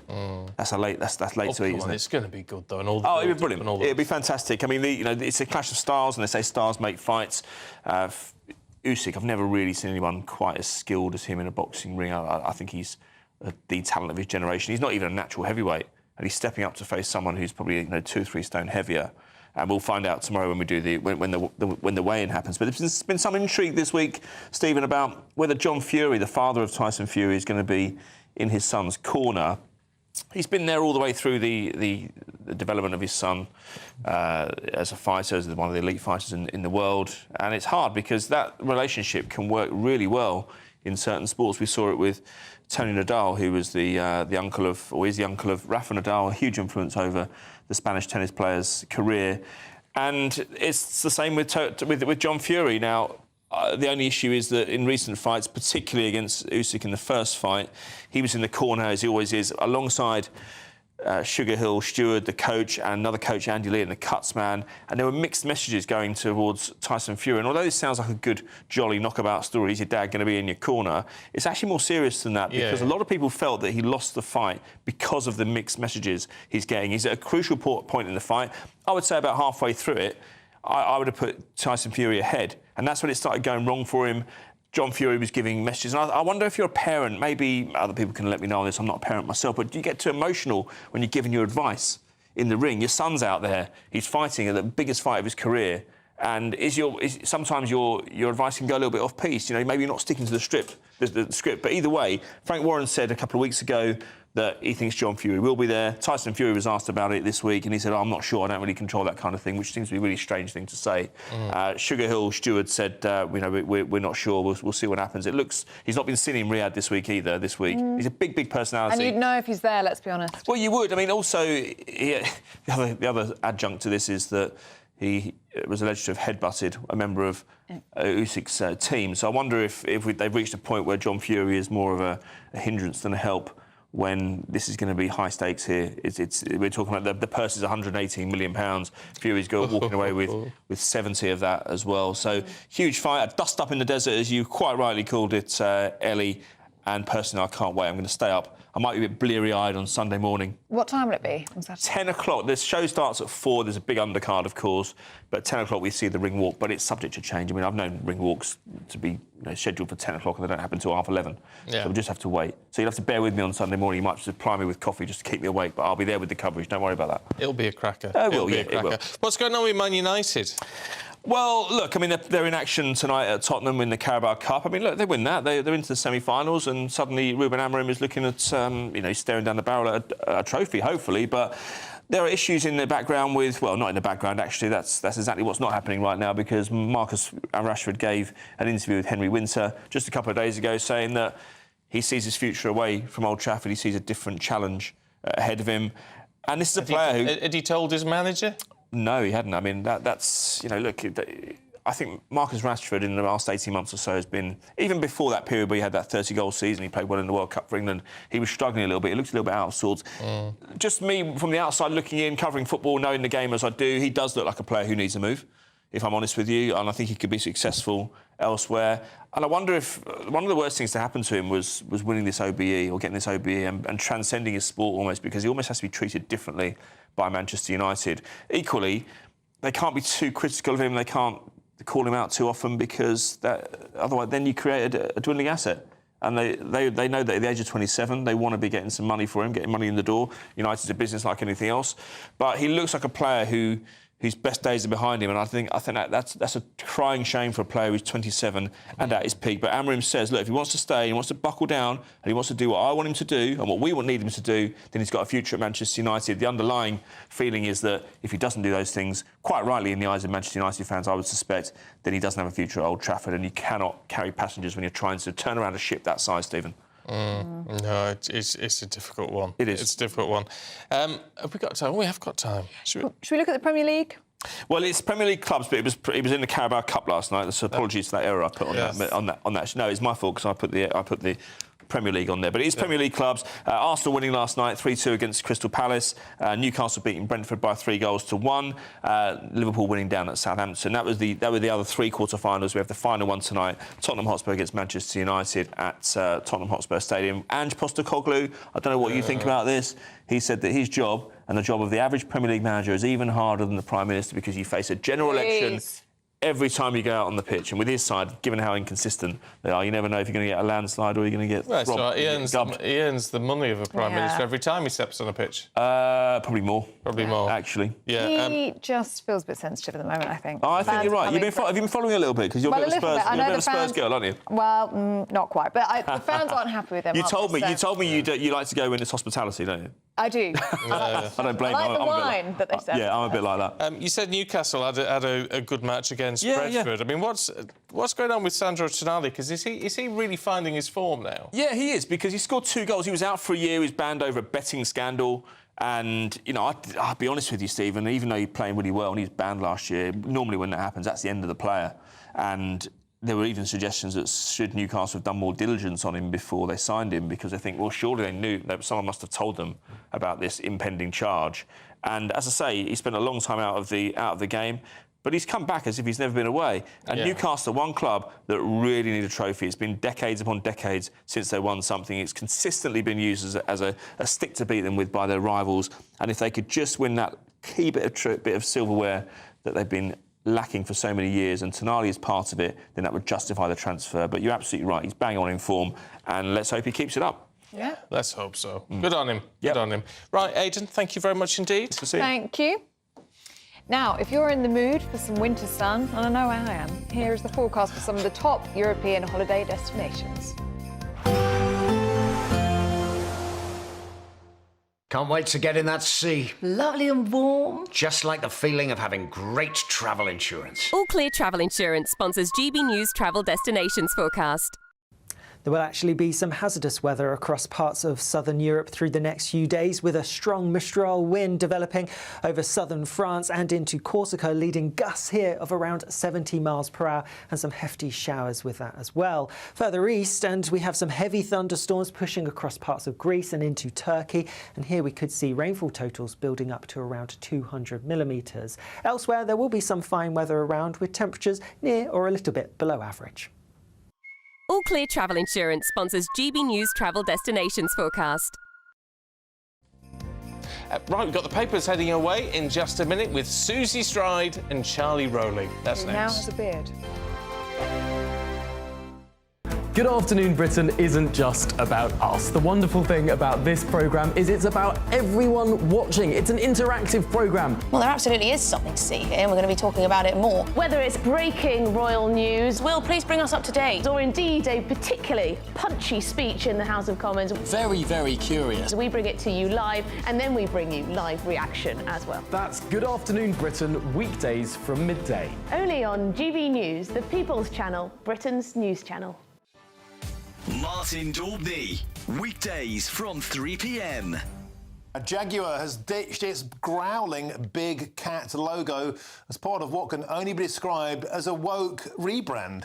The badge that has been used for decades, look at it, beautiful, on the bonnets of luxury cars has been swapped for a curved geometric J badge. They've also released a brand new advert, look at it, for their rebrand, which prompted Elon Musk to ask if the company actually sold cars. I thought this was a wind-up. It's not. It's true.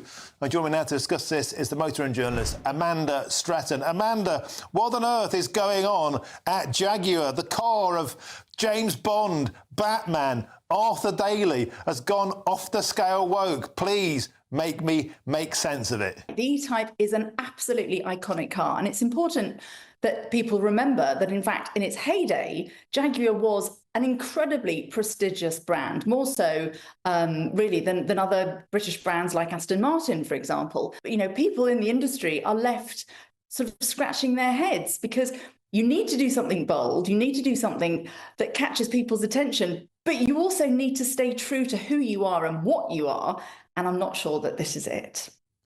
Amanda, that could be an advert for anything. It could be cat food. It could be Karl Lagerfeld. It could be literally anything apart from a Jag. Well, I mean, honestly, I mean, OK, we're talking about it. So we are talking about it, but we're not talking about it for the right reasons, are we? And I think if I was going to be speculative here, I would like to think that this is actually all part of a cunning plan to get everybody talking about it. Yeah. So when they do launch the first new car that we're going to see, which, you know, people have been waiting, as I say, since 2001. GB News, the People's Channel. It's Patrick Christie's Tonight, and here we do things differently. It's explaining the absolute madness of this, doesn't it? It's explosive. I mean, this is very good. It's lively. 850. Your government sat there, Sean, and it did nothing. It's controversial. And the Middle East has been in turmoil since before I was born. It's everything you need to kickstart your evening. Everyone's had their Weetabix tonight. I love to see it. That's Patrick Christie's Tonight, weeknights from 9 p.m. Only on GB News, the People's Channel, Britain's news channel.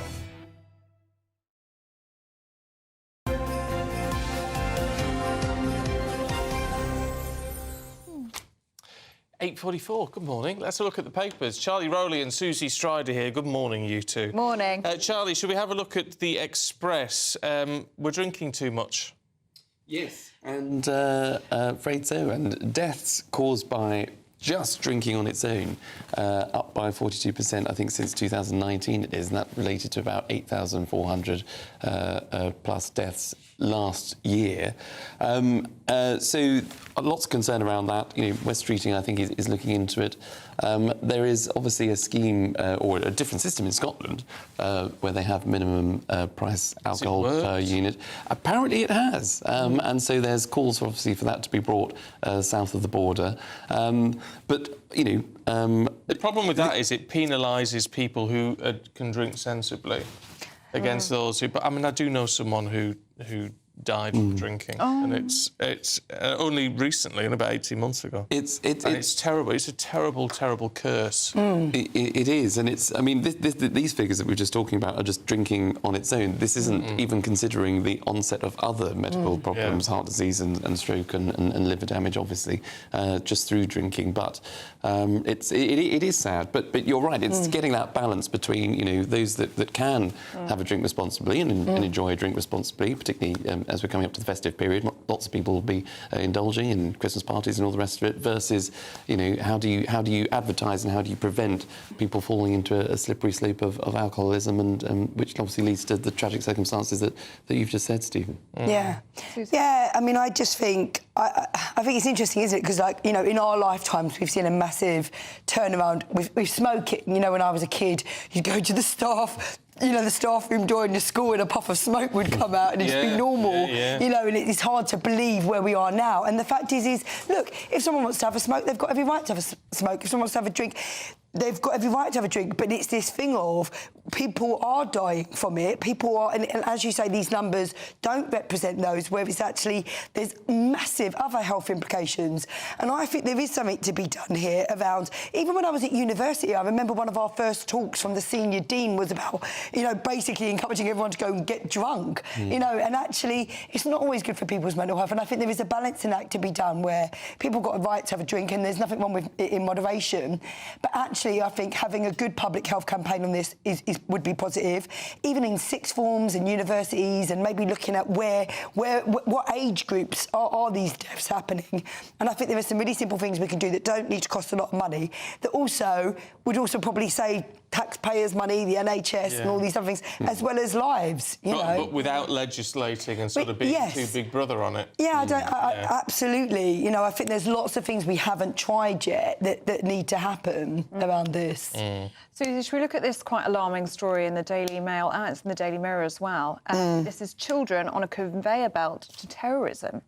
Yeah, I mean, look, it is so shocking. You read this story and it is just, I mean, I just walked past a school, actually.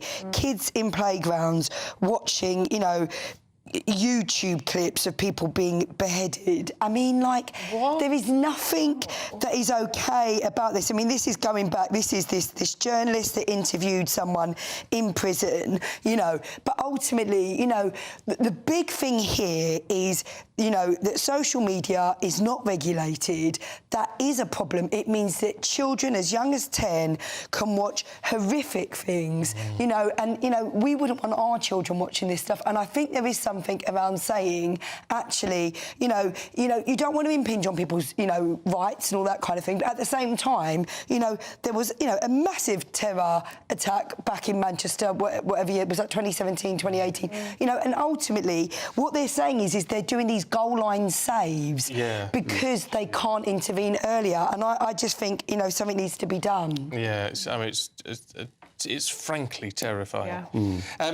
Right, let's have a look at something a little bit lighter, should we? This is in The Sun, Charlie. How are men impressing women at the bar?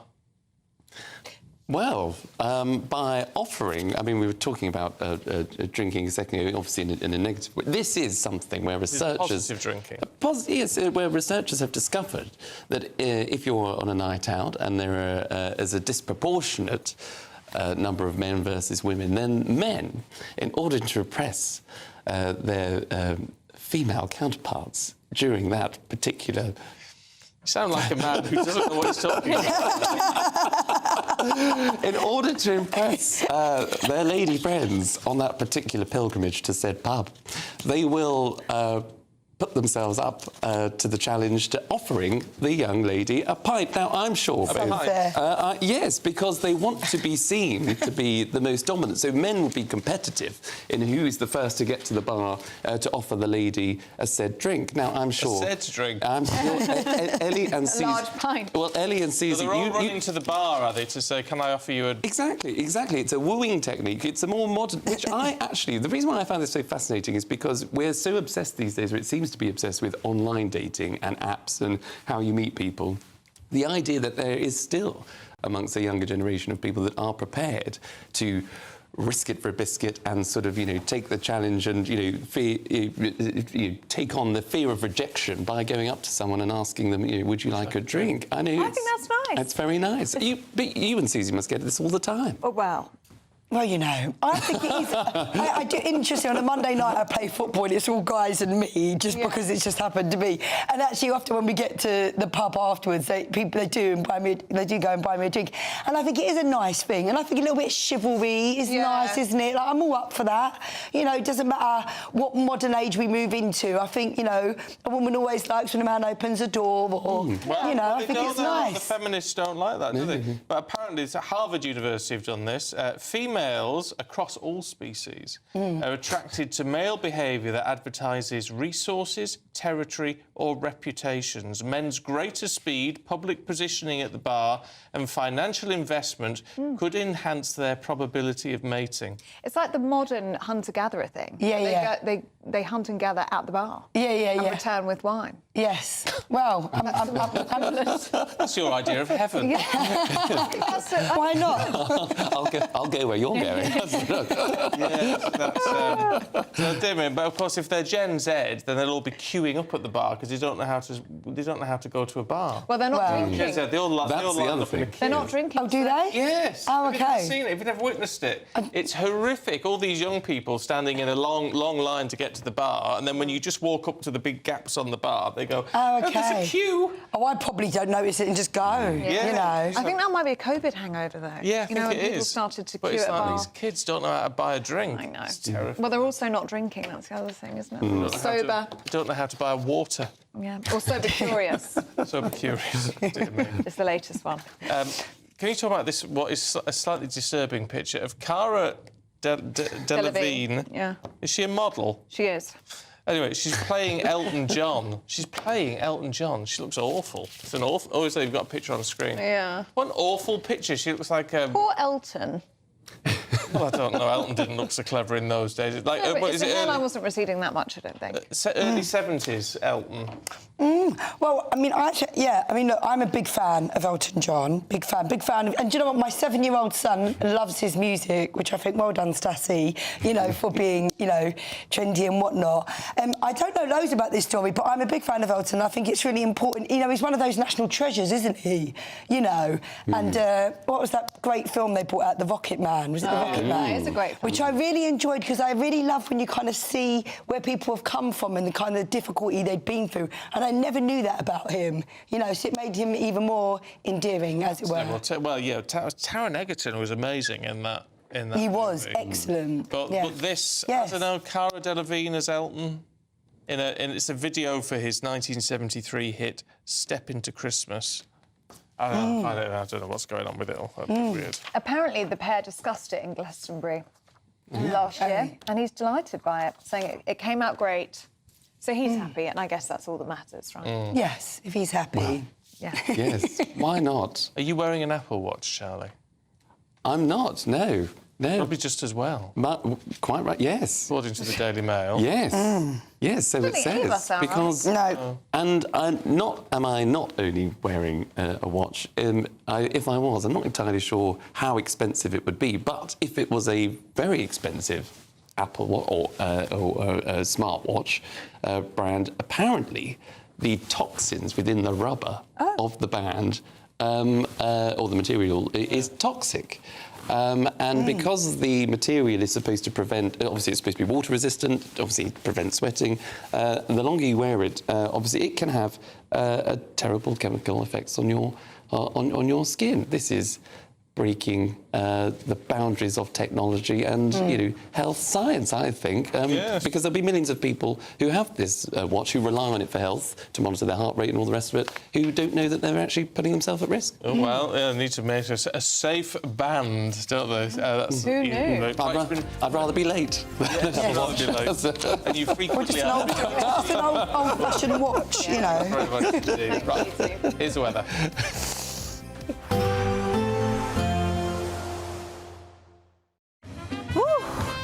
A chilly start will give way to a lovely, warm afternoon. Boxed heat pumps, sponsors of weather on GB News.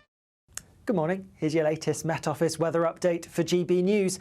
Plenty of winter sunshine around for many of us today, but there will also be some showers and also a cold, biting wind with temperatures markedly down compared to recent days. But like I said, a good deal of sunshine, especially across the southern parts of Scotland, central and eastern England. Further west, quite a few showers piling down and also showers across parts of northern Scotland. And here they could be falling as a mixture of rain, sleet and snow. Temperatures are on the low side, lower than they have been so far this week, and when you factor in that wind, it really is going to feel pretty raw despite the fact that there will be plenty of sunshine.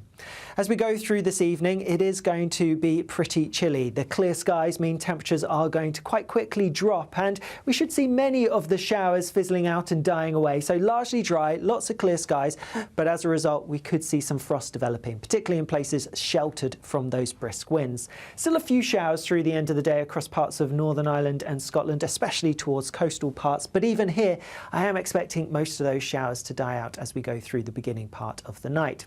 As we go overnight then, some clear skies, especially across eastern parts, but we are going to see the cloud building in from the west and some outbreaks of rain starting to push their way in initially across parts of Scotland, but some outbreaks of rain reaching parts of Northern Ireland too. A few showers across some other western parts too, but most places across England and Wales staying dry. After a chilly start to the night, temperatures will actually be picking up with that cloud pushing its way in, so especially towards the northwest, relatively mild first thing tomorrow morning. As we go through the day itself tomorrow, we are going to see a band of rain sweeping its way southeastwards, and so we're going to see some heavy bursts of rain pushing their way into parts of northern England, across Wales and into central and southwestern parts of England as well as we go through the afternoon. Temperatures though will be picking up a little bit compared to today, still blustery for many of us. Bye-bye. A nice bright morning will generate a lovely warm day, right through to the evening. Boxed Solar, sponsors of weather on GB News. The latest GB News travel. On the M2 heading out of Belfast, there's a lane closed after an accident at junction 1 for the M3 causing queues. The Port of Holyhead remains closed for repairs. On the M6 in the West Midlands, there's a lane closed southbound where someone's broken down between junctions 7 and 6 towards Spaghetti Junction, Birmingham, causing delays. In Cambridgeshire, the A47 is closed each way along the Soak Parkway in Peterborough after an accident with delays on Bretton Way. As you divert on the M4 in Newport, 2 lanes are closed eastbound where someone's broken down between junctions 25A and 25 from Newport to Caerleon, taking over an hour in queues from junction 29 for the A48M. On the M3 in Hampshire, there's a lane closed northbound. There's an accident just before junction 10 at Winchester with queues from junction 14 for the M27. And there's disruption to First Bus Solent routes in Hampshire because of industrial action, with over 140 drivers on strike. That's the latest. You can stay up to date throughout the day by visiting our website, gbnews.com. It's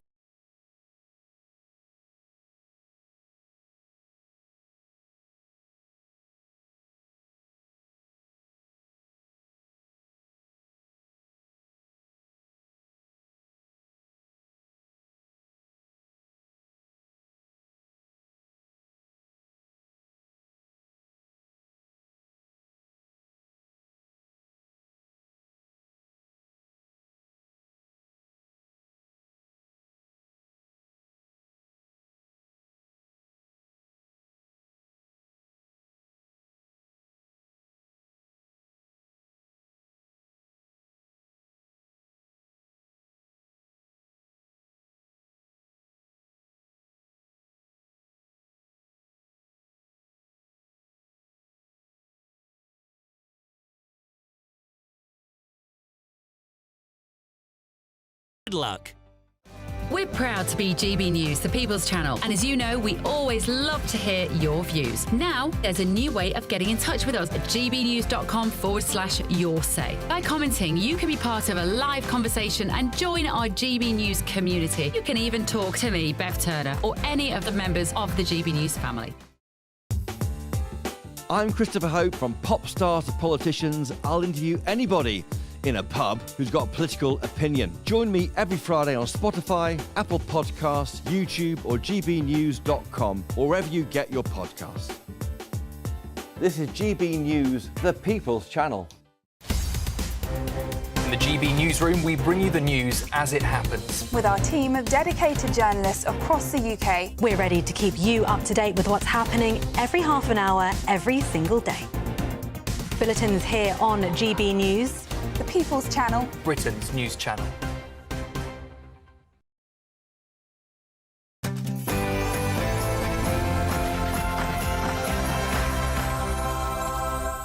Good morning. Water bills set to rise by on average 36% over the next 5 years. It brings the average bill to nearly £600 a year, or the equivalent of £30 less in your pocket annually. The Environment Secretary Steve Reed blamed 14 years of Conservative government, but will Labour voters punish government for not stopping this eye-watering hike?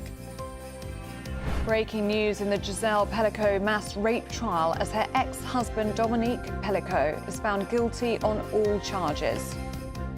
Labour on the Trump train as it launches a charm offensive, with the Prime Minister's Chief of Staff heading across the pond for secret talks with the President-elect's closest allies. The Defence Secretary John Healey is in Kyiv as he contemplates sending British troops to Ukraine. Blackpool overtakes Glasgow for the UK's lowest life expectancy. We investigate what's going on with the north-south divide.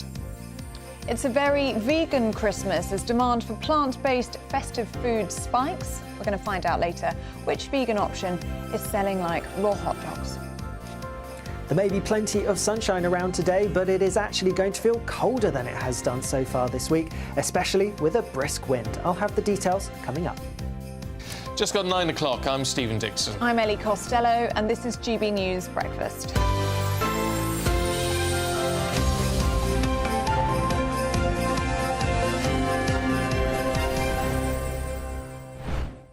Well, we want to start with the breaking news, and that's in the Dominique Pelico trial. Dominique Pelico is a man in France who was accused of drugging his wife, Giselle, and raping her and inviting other men to come round and do the same. 51 men on trial.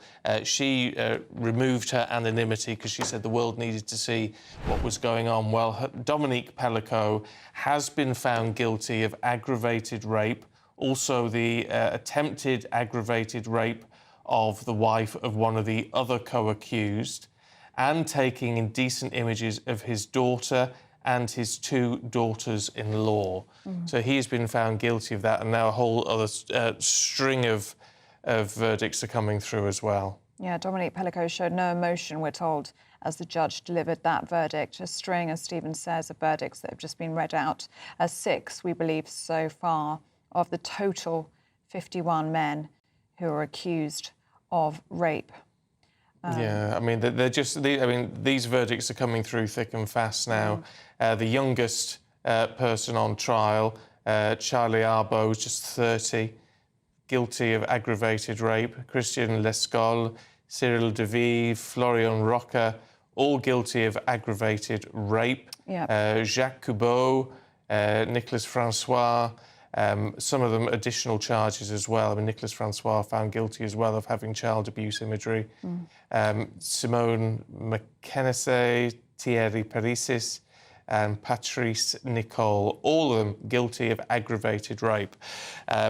And we're told that Giselle and her children are sat on a bench looking at the defendants.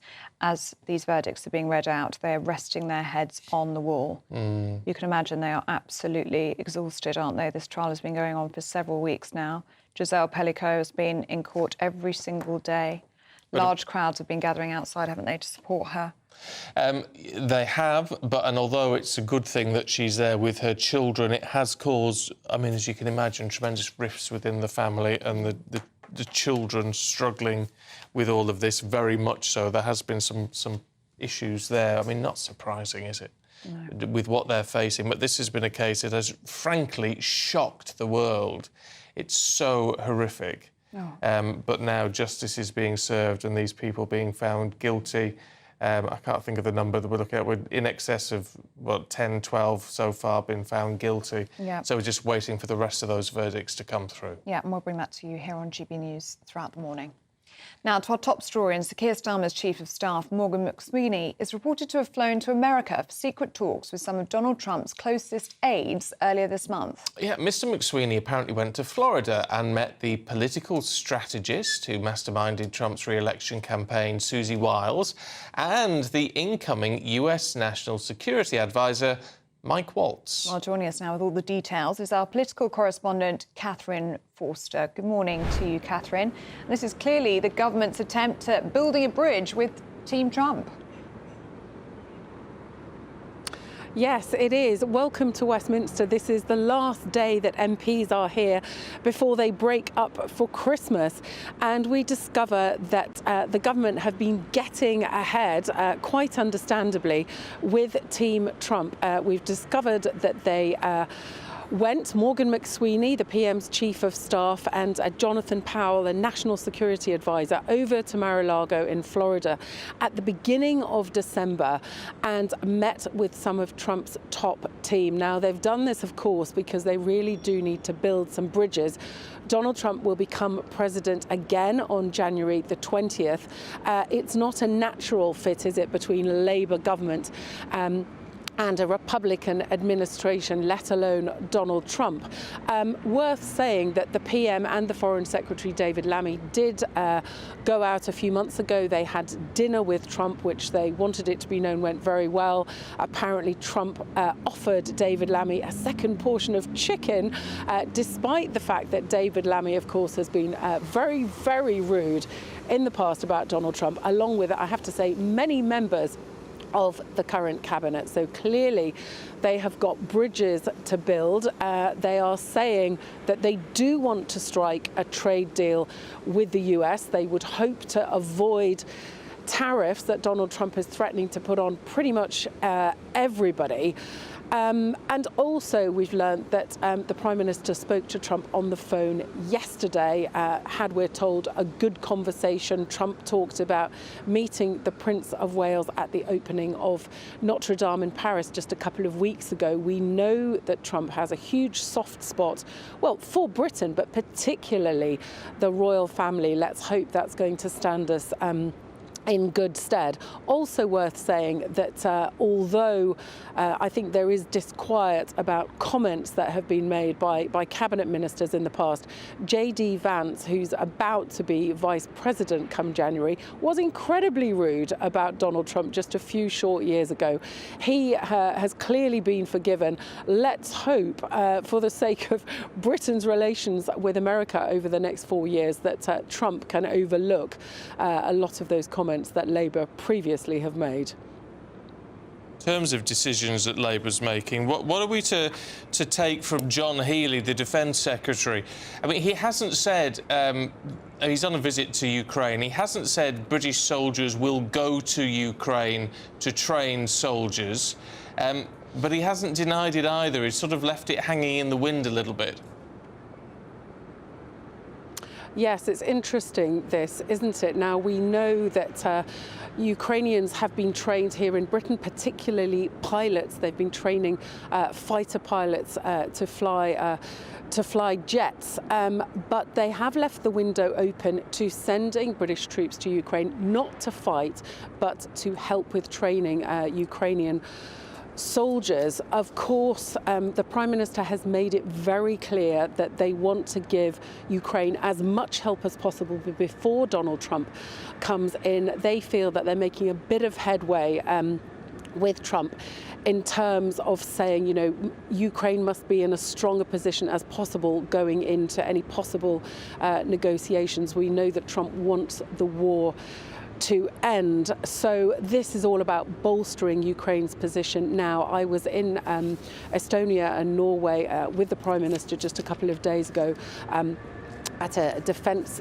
conference. All the talk there about Ukraine, about Russia, about what Trump means for Europe going forward. And, you know, in Europe there is disarray, frankly. The French government had collapsed. They've got a new Prime Minister, but they still won't be able to get a budget through, I suspect. The German government also collapsed. Vote of no confidence in Olaf Scholz. So a very difficult time for Europe and for Ukraine going forward. But interesting that since Donald Trump won that election, the talk has shifted from always just saying we're with Ukraine for as long as it takes to negotiations and a possible end to that conflict next year. Catherine, good to see you. Thank you very much. Just wanted to bring you up to date on that Pelico trial. 19... Well, Dominic Pelico, the ex-husband, found guilty, and an additional 19 men have so far been found guilty of aggravated rape. So that leaves another 31 verdicts to come out, but that's it's gonna head through very shortly. I mean, they're certainly rattling through them, it would seem, but we're gonna We're going to keep an eye on all of that for you as the morning progresses. But it's such a shocking case in all of that. Now, should we turn our attention to Blackpool? It's a great place, Blackpool. But for the first time in 20 years, it's overtaken Glasgow for the place in the UK with the lowest life expectancy. Yep, so we're investigating this morning what's behind the persistent north-south divide. And Sophie Reaper's there for us in Blackpool. Good to see you this morning. Sophie, what are people saying to you there in Blackpool? Well, good morning to you both once again. You'll see that I've now managed to escape the freezing cold promenade, and we are now in the home of the lovely Stephen Whittaker, who is a local Blackpool resident. He's made me a cup of tea and I'm a very happy girl. Stephen, thank you very much for allowing us into your home so we can have a chat. Now, Ellie and Stephen then were just saying that last week it was revealed that Blackpool now has the lowest life expectancy for men of anywhere in the UK. Now, as a man who lives in Blackpool, how does that make you feel? Slightly nervy, to be truthful. But like I say, I'm 66 years of age. But I think I'm in good health at the moment, though I have just been diagnosed with high triglycerides, which is like a cholesterol thing and all that. So I've been given medication like blood thinners and one to deal with cholesterol. You know what I mean? So I don't know how long I've got to stay on them. But other than that, I feel fine. You know what I mean? But maybe that's down to my age. You know what I mean? Because I eat healthily. I'm not non-smoker or anything like that, you know, so. Well, obviously one of the things that is perhaps lowering that life expectancy here in Blackpool is the deprivation that we see. Yeah. Now, let's take a look first at the national picture, because it isn't just Blackpool that's being affected by some of the issues of the day. So we've seen this morning, for example, water bills are going up by 36%. In the last 12 months, we've seen gas and electricity go through the roof. We've seen pensioners' fuel allowance cut. How do all these things make you feel? Are you particularly going to be affected by any of those issues? I know we talked earlier about fuel allowance, didn't we? Yeah, at the minute I can manage, but any increase is worrying. Do you know what I mean? Even if you was to pay like an extra £50 a month or something like that, now I don't do as much work because I'm retired. You're a little bit nervy of what's coming down the line. You know, you don't know. You know, 1 minute they're saying, oh, it's going up by this, it's going up, like council tax will increase, although I will get certain allowances, you know what I mean? But still, you have to watch the pennies, don't you? Do you know what I mean? When I go food shopping, I won't say watching every penny, but I'm monitoring what I spend. You know what I mean? Saying, right, I'll buy this or I won't buy that. You know what I mean? I'm not saying I'm the only person, but there'll be quite a few in a similar situation, won't there? Well, it's a scary situation, like you say, especially around here. And I mean, once a person reaches retirement, the whole point is that you're supposed to be able to enjoy the rest of your life in peace, not worrying about every penny. Mm-hmm. No, I totally agree. You know what I mean? You know, obviously I have very little savings, but, you know, for me, I'm still working at the minute as a waste carrier, so I can supplement the pension with what I get. But the rising cost of disposal charges, obviously that sort of impacts in, because you price a job, you're not sure exactly what it's going to cost you to get rid of it. You know, you might price a job at, say, hypothetically, a couple of £100, but it might cost 160, so you feel like you've worked, pardon me, half a day for like £40, which is nothing in this day and age. But every penny helps, you know what I mean? So I'm grateful for the fact I'm still able to work. Stephen, we've almost run out of time, but I just want to quickly ask you, if you had to say the worst issue facing Blackpool right now, one or two issues that are really facing this town, what would you say they are? I'd say immigration. It's a massive problem. Lack of housing is another one. I know people that are sofa surfing and stuff like that, you know what I mean? Not ideal. And also, I'm lucky in the sense that I've got a reasonable rent, but some people are paying stupid money, you know, £600-700 a week. That's why I think a lot of people won't take jobs, for the simple reason that, you know, they're better off to work like 16 hours, get the housing benefit, everything else, rather than have a proper job on a decent living wage where they can supplement everything and not worry about having to go cap in hand to the state. I mean, I'm not sure what the answer is, but the minimum wage in my eyes is too low. I think it should be £14-15 an hour, without a shadow of a doubt. That's my own opinion. Stephen, thank you so much for joining us this morning. It's so interesting to get the insight of actual Blackpool residents who are seeing the issues here on a day-to-day basis. So thank you very much for joining us. Yeah, a little bit later on. Absolutely fascinating. What, you know, sound fella. Yeah, lovely man. Well, it does all lead into our poll of the day today. Today we're asking, should the north of the country receive more funding as the ONS declares a north-south divide in the country? So far, 66% of you say yes, the north should receive more funding. 34% of you say no. Well, the final result will be announced later in Martin Daubney's show. If you want to get involved, just head to gbnews.com/poll, or you can scan the QR code on your screen now. Now, it is the Advent season, of course, so we're counting down to Christmas Day and opening our very own Advent calendar each and every day. And inside each door is a minister with a festive message. The GB News Advent Calendar, Day 19. Christmas points to hope, whether it's the twinkling lights on a tree, which means light in darkness. Perhaps, if we're honest, we're hoping for a better year ahead, or just something that helps us make sense of life's twists and turns. In the Bible passage, there's a phrase that speaks of the root of Jesse, a sign among the peoples, a sign that points to hope and the possibility of change for everyone. It's the Bible's way of saying that something bigger than ourselves is at work in the world. Jesus, born at Christmas, was that sign, a symbol of peace, hope, which means the possibility of a fresh start. Sometimes we look for signs in the big moments, the loud events, or the extraordinary.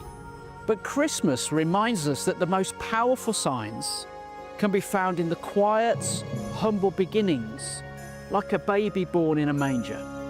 As we celebrate this season, maybe the real sign we're all waiting for is a reminder that hope can appear when we least expect it, in the places we might not look. So let's keep our eyes open for the signs of hope, peace and joy in Jesus Christ this Christmas. Wish you a very happy Christmas. We love those Advent messages, don't we? We know that you've been really enjoying them as well. And if you have, you can see all of our special Advent messages on gbnews.com/Advent. You can catch up on all of them, which would be a really good thing. Yeah, absolutely. Now, let's remind you of the Great British Giveaway, should we? Because you could win £50,000. Have it in your bank account just before the end of January, I think. So you've got to knuckle down and crack on if you want to take part. Here's how you enter. Imagine getting the call to tell you that you've won £50,000 in tax-free cash, our biggest cash prize of the year.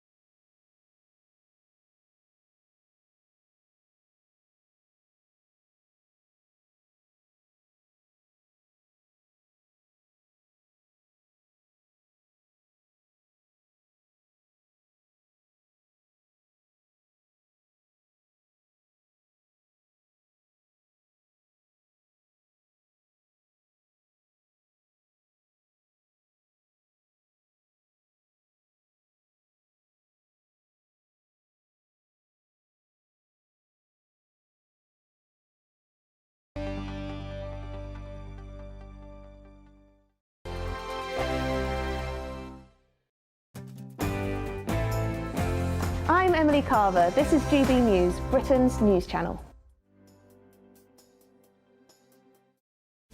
This is Britain's Newsroom, where your voice matters. It's just astonishing. With expert analysis and honest opinion, we don't just keep you informed. We bring you unique perspectives you won't see anywhere else. Can't argue with any of that. When the news happens, it happens here. On Britain's Newsroom, weekdays from 9:30 a.m. Only on GB News.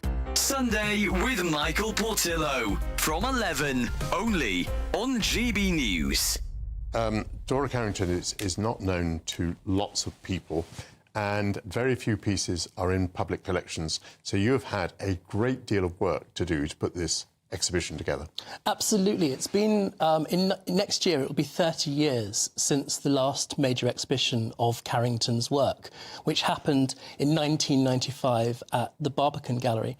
And I guess if people know Carrington's work, they might have seen the film that took place that year, that came out that year, starring Emma Thompson as Carrington and Jonathan Pryce as Lytton Strachey, who was her main kind of key relationship in her life. And that, in a way, dramatised a lot of those relationships. And so people will often know her life as much as her art. There's only 16 works in public collections, and so apart from chances such as the big billboard campaign you mentioned 10 years ago, there have been very few chances to actually see her work in the flesh. And so what this exhibition does is bring together around 80 works by Carrington and a few of her key contemporaries, providing a new generation really a chance to see and enjoy her work. She was one of the most remarkable of her generation at the Slade School of Art. She won several prizes for her drawing and her draftsmanship.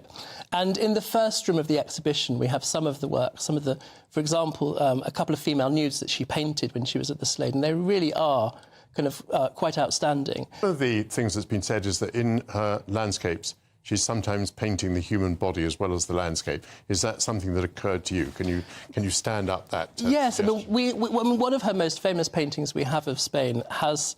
It's very much like you could liken it to the female form. You know, the kind of the delicately put. Yes. GB News, the People's Channel.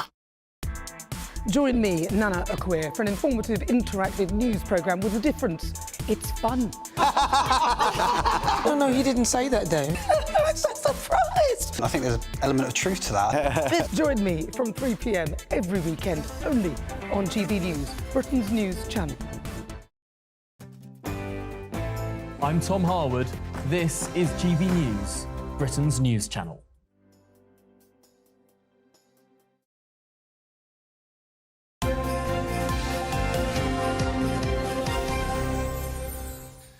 Right, just to remind you of that breaking news, and now all 51 verdicts have been read out in the Giselle Pelico case in Avignon.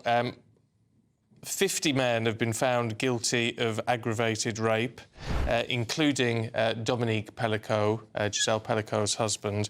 One was acquitted of aggravated rape but found guilty of sexual assault, and so that sentencing is happening now. Yes, Dominique Pelico has been jailed for 20 years after drugging his ex-wife Giselle and recruiting strangers to rape her for years. And we've just got the news that one other man has just been sentenced to 12 years.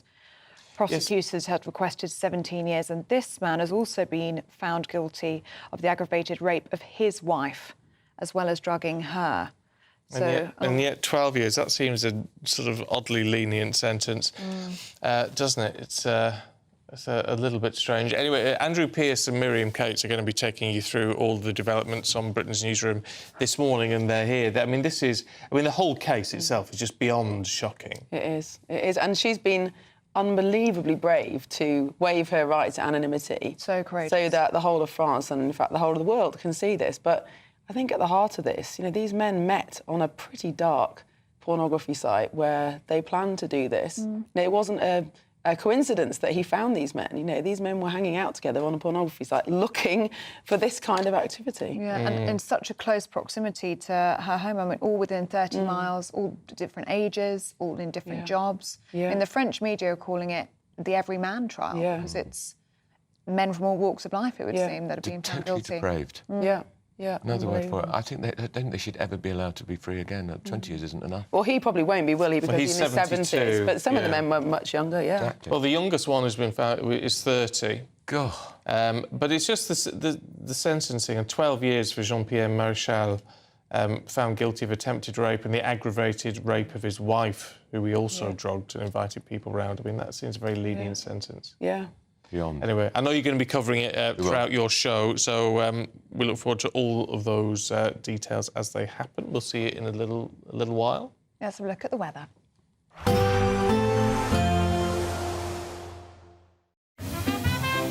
Heavy showers first thing will be followed by a warm, cosy day. Boxed Boilers, sponsors of weather on GB News. Good morning. Here's your latest Met Office weather update for GB News.